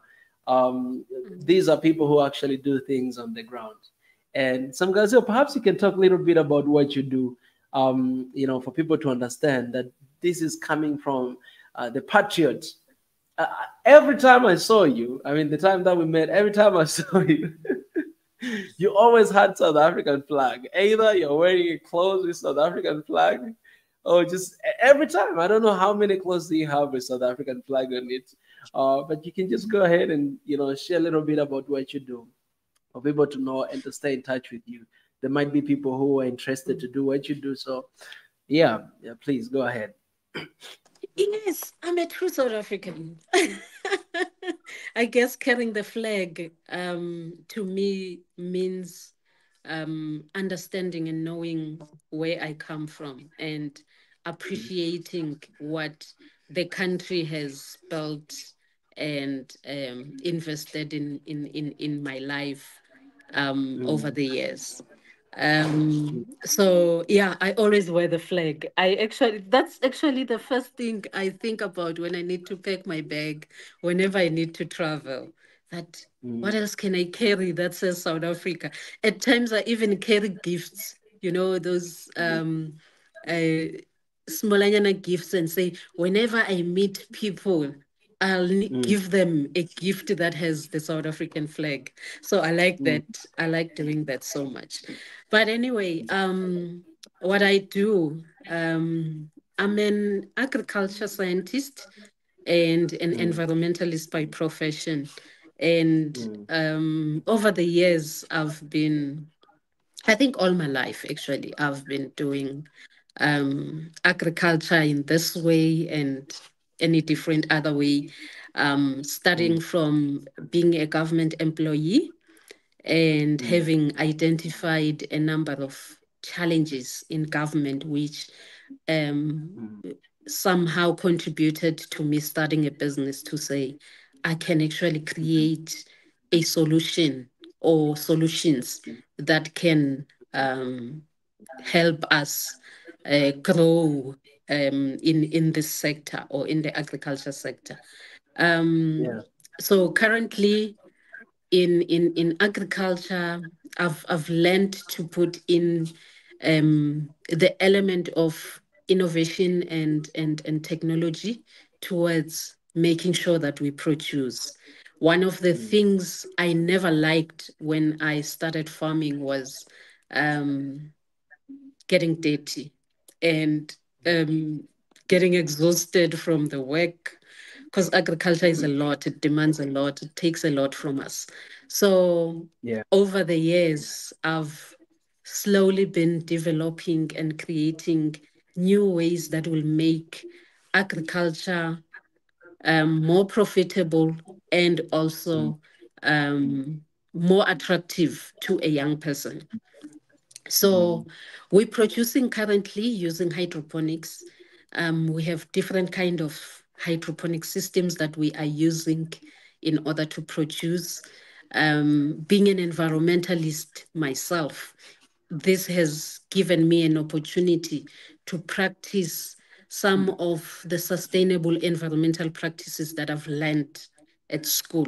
So I'm able to save water, I'm able to protect the soil, I'm able to protect our rivers in terms of making sure there are no pollutants that goes from my farm running off during rainy seasons.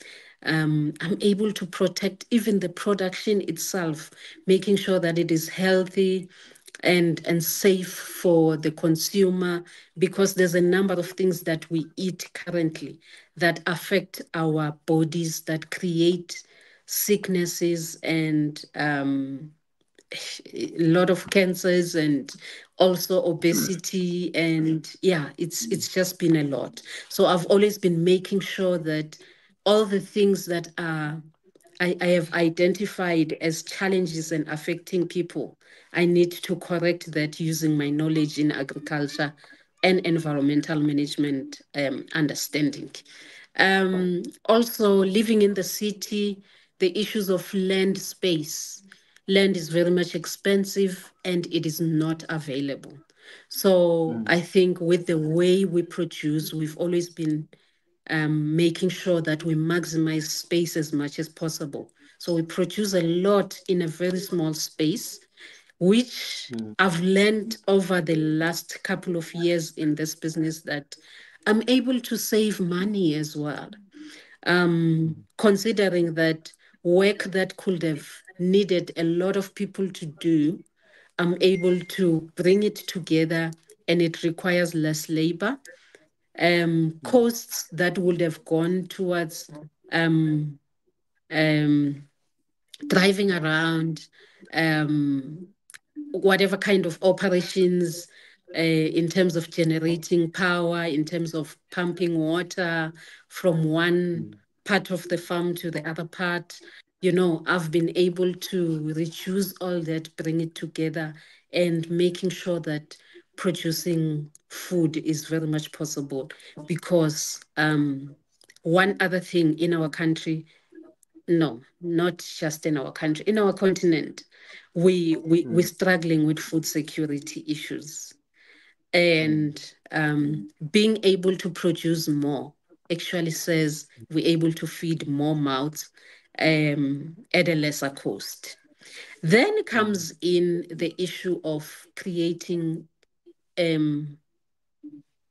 opportunities for employment and for businesses, and for developing young people as well.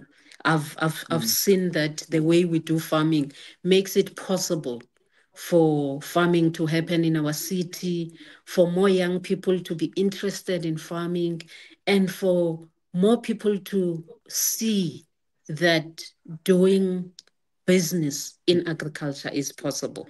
And we've managed over the years to attract more people into agriculture and into entrepreneurship. We also run trainings where we teach them how to farm, how to maintain our systems, and we sell the systems ourselves. So somehow we've grown the community of agriculture through the different systems that we create within the business. And in addition to that, I managed to create an incubation. And I'm so excited about that part because then now I have partnerships with universities, able to, sorry for that, able to somehow create an environment where a young person who's at university doing a degree says, I'm looking forward to completing my degree so that I can go and work at Sibayeni Metro Farming, and learn the skills of agriculture.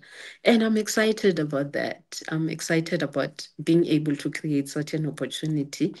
And I'm still looking forward to getting more funding so that I get more young people in and we grow in that space.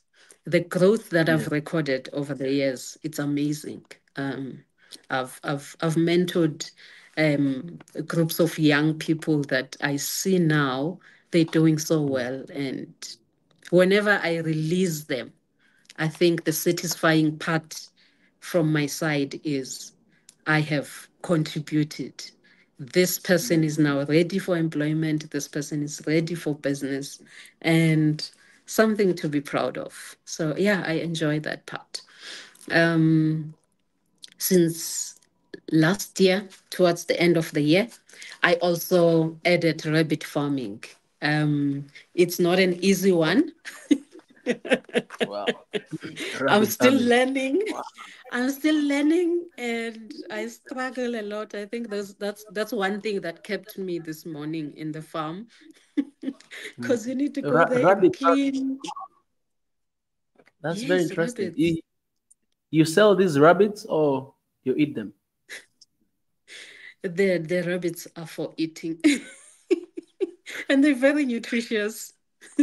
Much more than the chicken, apparently. Yes. Exactly. It's not very easy. It involves a lot of cleaning. Yeah, yeah. I That's the part remember. I'm not excited about. Sorry. Yeah, I mean, I remember, in some countries when you go, I remember we actually did, we farmed rabbits, when I was a kid, a young kid, growing up home. I remember, rabbit meat is actually really delicious. We used to do like a barbecue kind of thing, and my dad, he will Mm. always like slap, and then we'll eat. But I visited one country, and when I was telling these stories, basically I was in South Korea, and when I was telling these stories about rabbit farming, they're looking at me like a killer. They're like, "How could you eat rabbits? It's so cute. How could?" That really attacked me. So I had Yeah. to change my story, that rabbit is not for eating, it's just too cute. How can you really eat rabbit? You know, it's bad. So how is that going on Yes, that they are experience? cute, but hey, we still eat them. Cute as they are. They are delicious, Yeah, yeah. They so are. that's Mm, another part that keeps me really busy these days. But rabbit is not only the meat, the yeah. skin as well Oh, has a lot of benefits when we need to create handbags, belts, shoes. That oh, skin works wonders. The fur, see the fur on their skin. It's also used for making jackets, those beautiful jackets and yeah, blankets and pillows. yeah, So it has a lot of uses other than just eating the meat. It's just a market that we haven't explored much, but we need to make time to make sure that we explore that market and we benefit from it. So we don't just eat and throw away those things, but we use it to create another market or another value chain within agriculture, so that we are able to to grow the economy. So yeah, rabbits, they work wonders so far, and I'm still willing to explore that market. Um, Even though I don't like the cleaning part, but I enjoy being there. And I play music. Whenever I get in the farm, the first thing I do is play music. So I go with my phone. Today I wasn't wow. playing music because I was busy listening to This, I was listening to you. But I play wow. music for them, and I can see how they pay attention whenever you play music. It feels Yeah, good. Yeah. yeah. That's incredible. You saw I had a Madam Sophie here area. Yes, I did, even though I think I joined towards the end before she left. Yeah, yeah. Yes. But I followed the conversations for a while, and I think I took a lot of notes, especially because I'm not that politically Mm. inclined. Even though I Yeah. follow politics, I think there's a lot I need to learn there. So it was All do. We great all. getting to learn different perspectives in terms of the South Yeah, African politics yeah, yeah, and the yeah. continent, because yeah, you covered a lot as well. Oh yeah, yeah, yeah. I don't know, man. I got no question to ask you. Perhaps you can talk to your people, to South Africans who are watching right now. Mm. Any message for them as they continue to vote and all this stuff. Yeah. Uh, South Africans, let's go and vote. This is this is necessary for our country to be stable, and let's vote with our minds, not with our emotions. And also let us um, not really compromise, but have an understanding that you may be in a position where I am at the moment, where I say I'm not 100% happy. But I have noted progress, and looking at the future, I believe in a different uh, politics that will serve our country differently. And after voting as well, let's keep our leaders accountable. Let's make sure that the people that we put in position, we don't just end by making the cross. It's a very good start, but let's keep them accountable. Let's remind them why we voted for them. Let's have them come back and tell us how they used the monies, how they are serving us, how, because I think as South Africans we spend too much time focusing on issues that do not build the country. We focus on petty issues at times. Let's turn around and look at saying, how do we contribute towards making sure that education is better in our country. Um, I sometimes talk to people that I work with and people that I interact with to say somehow we also fail the education system ourselves because we studied under the conditions and we left. We never went back to say the things that we were not happy about. How do we fix it? How do we contribute towards making sure that the education system is better? In terms of the economy itself, we've seen things crumbling a lot. We've seen things fall behind. How do we contribute towards making sure that the economy comes back to life? Whenever I have a rand or I have money, most of us will actually want to go to countries that are well developed to spend our money. And then we come back and we complain. Well, how do I make sure that whatever um, money that I have in my pocket builds the economy in the country where I'm in? A simple example that I would use. We often encourage young people and say, go start businesses, or even any other person, go start a business. When they do so, how do I contribute towards making sure that they grow? Do I buy from them? Do I buy their products? Do I contribute towards making sure they produce better things, not just complaining and saying they're not good enough? So, do I make government accountable in terms of how they're supporting the businesses that we initiate in the country? Because government also has a responsibility to play in order to make sure that businesses that are local, they grow. We don't just have a government that when there are funds in government, they go and buy products or they import products while we are here and we are doing business. How do they make sure that they also buy from us? But also as an individual, I buy from my sister, my neighbor, my friend, and all that. Um, what else in mind?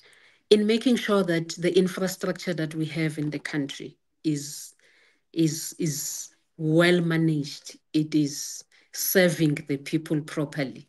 Um, at times we have ourselves destroying our own infrastructure. We will have infrastructure like schools, like roads, and all those kind of things. And whenever we are not happy, we're the ones who go to the street and destroy or ban or do things that will affect the very same or destroy the same resources that we would have built as a country.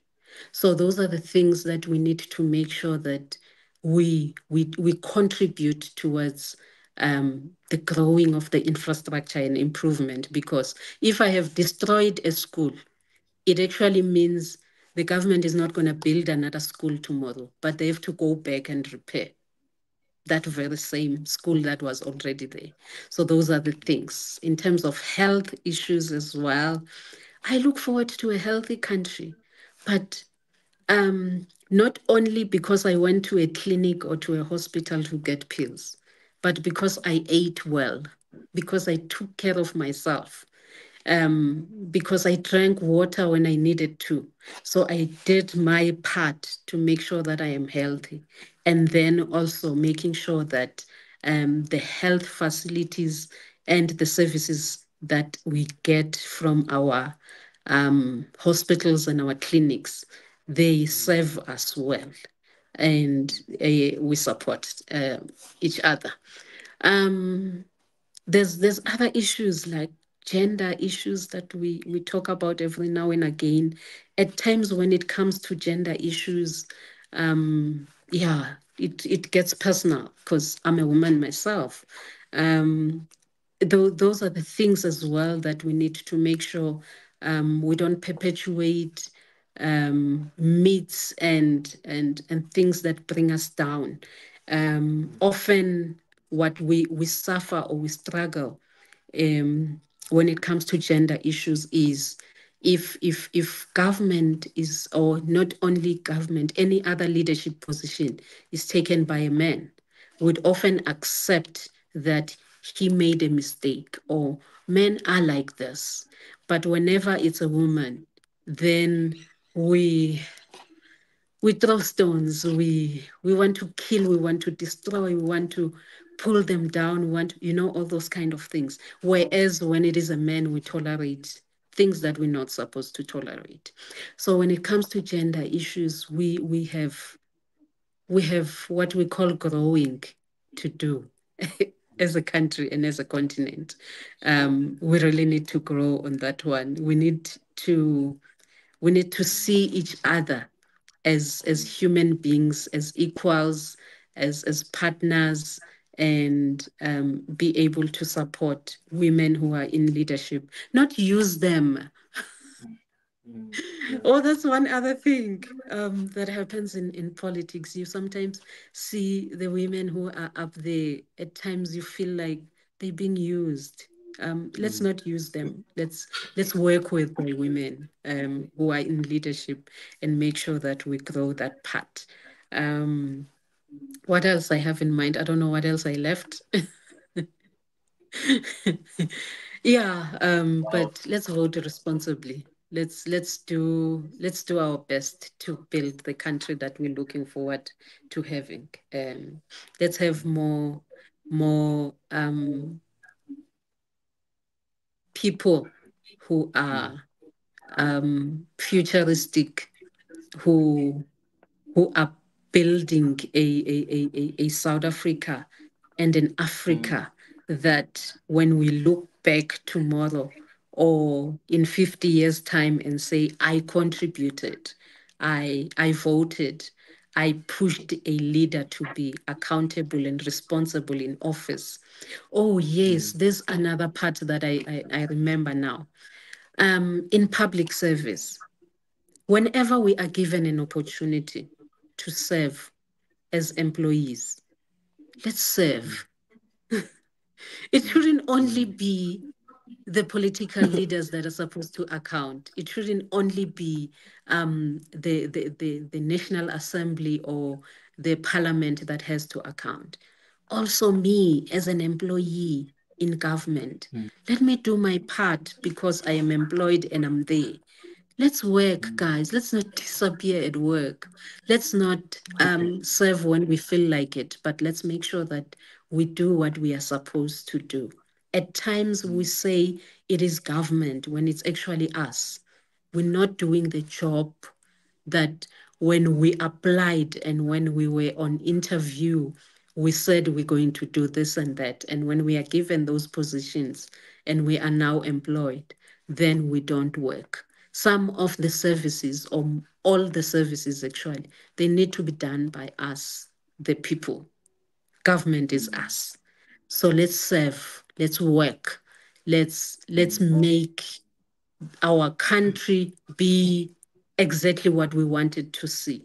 Whenever at times we sit and we look at other countries, we say, China is able to develop this, they are able to build this and that, they are smart, their government is running smooth and all that. It's because they work. It's because they wake up in the morning and they put in the effort as the civilians to see things running smooth in their countries. Let's do exactly that in our countries.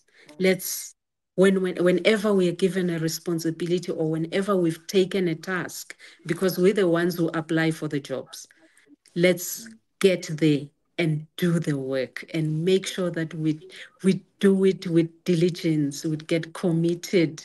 We bring in about the success that we'd like to see, so we don't only complain that it happened or it didn't happen, but we make sure that we look back and we say, I contributed, I made it work, I brought about the excellence that you're talking about here. Yes. I think I've said a lot. I deserve a break. I wanted to drop the mic, but it's too expensive, so I'm not gonna do that. You said it all, Madam Samgalisiwe. You said it all. I love what you said there at the end. You know, it's very important to build that culture in Africa, in our community again. Not all Africans are lazy, you know. We have Africans like us who are working, you know, day and night, Yes. you know, in our own fields to bring about change in the continent. And I think that's what Samgalisiwe, she's, you know, sharing with all of us here, that we need to bring in that excellence. And that's why this year we announced it as a year of excellence, because, you know, we see we're doing things, right? Okay, we have government running, we have people doing their job, doing their work and all this stuff. But what if we add excellence in everything we do? What if we pay a little bit more attention on the excellence and everything that we do? You know, I think there'll be a huge change in our government, in development projects in our countries, in our personal projects as well.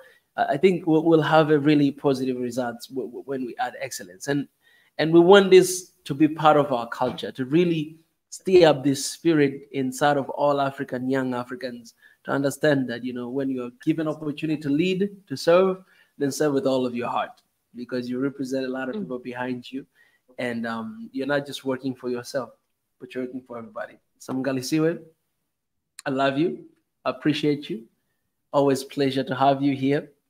And I'm only saying this because I think I'm going to stop for a while right now. At least they need to have a lunch. Unless if His Excellency want to continue to stay here, I can leave you here. I can leave you here. I just need to take a little break, man. These 3 hours have been almost 4 hours right now. But I can leave this you know, stream running up. If you want to take over and continue, it's all good. But hopefully we'll come back again later, because I would love to have you guys, you, Samgalisiwe, Gama together in that picture, you know, in this, where is it? It was here somewhere. Let me show again.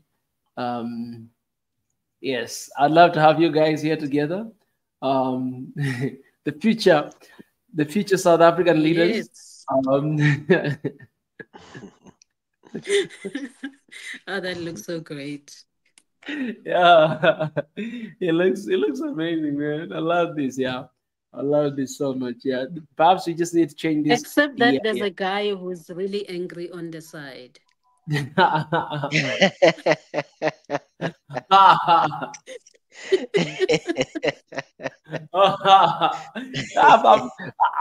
I'm simply trying to evaluate you guys. That okay? Who is the next leader here? And I my assumptions are that Yeah. guy who's really angry on the side is not from South Africa, because we are happy in South Africa.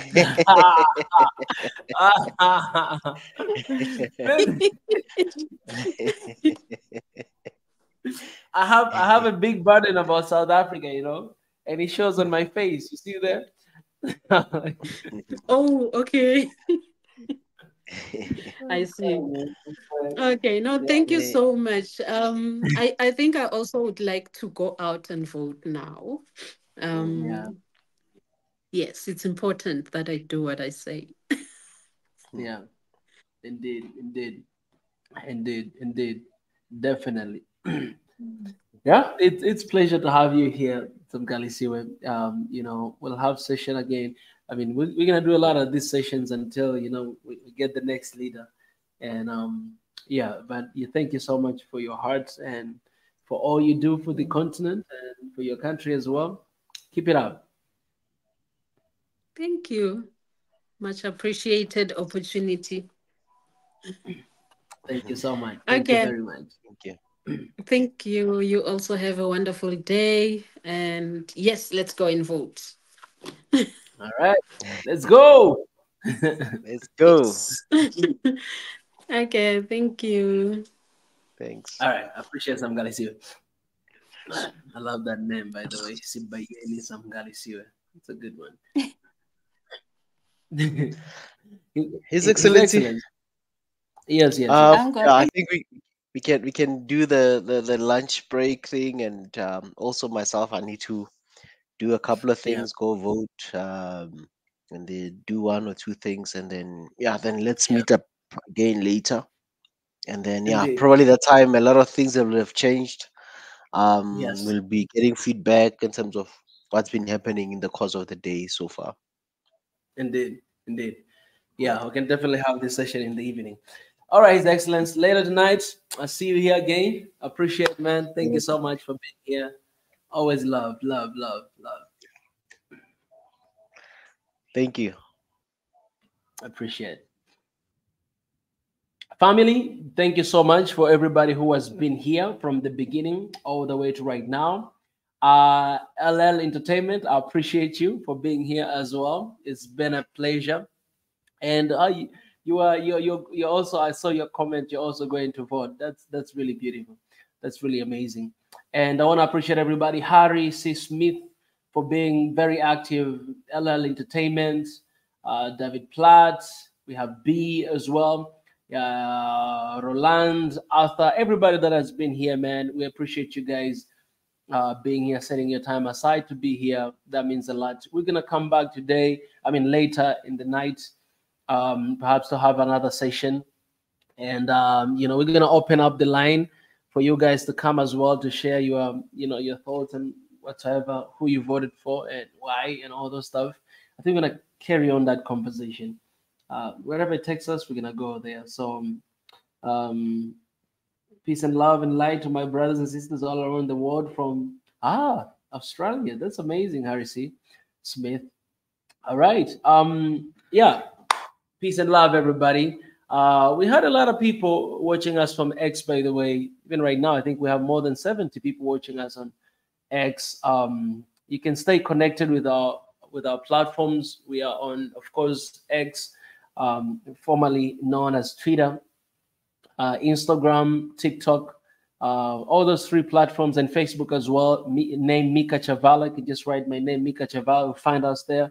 But also here on YouTube, Swahili Nation, and Instagram page as well, Swahili Nation. X as well, we have Swahili Nation. So stay in touch. There's a lot of things that are going on, and we appreciate your support and your love. And for those who would like to become the members of this family, to support the work we're doing, the link is in the description. You can join a membership. You can join Patreon. You can join. You can do PayPal as well. You can do Super Chat, Super Sticker, Super Thanks. There are all those different ways of supporting the work we're doing. All right, guys, I appreciate. Let me say, Siabonga. Siabonga, everybody. I gotta get out of here right now before taking much time. All right, guys. I love you and thank you so much for being here. Let me leave you guys like this. All right. Appreciate, guys. Perhaps I can. There's a couple of the videos that we have already released, so you guys can go and check them out as well at this very moment. But for now, let me just say, Siabonga. Bye bye, everybody. See you later.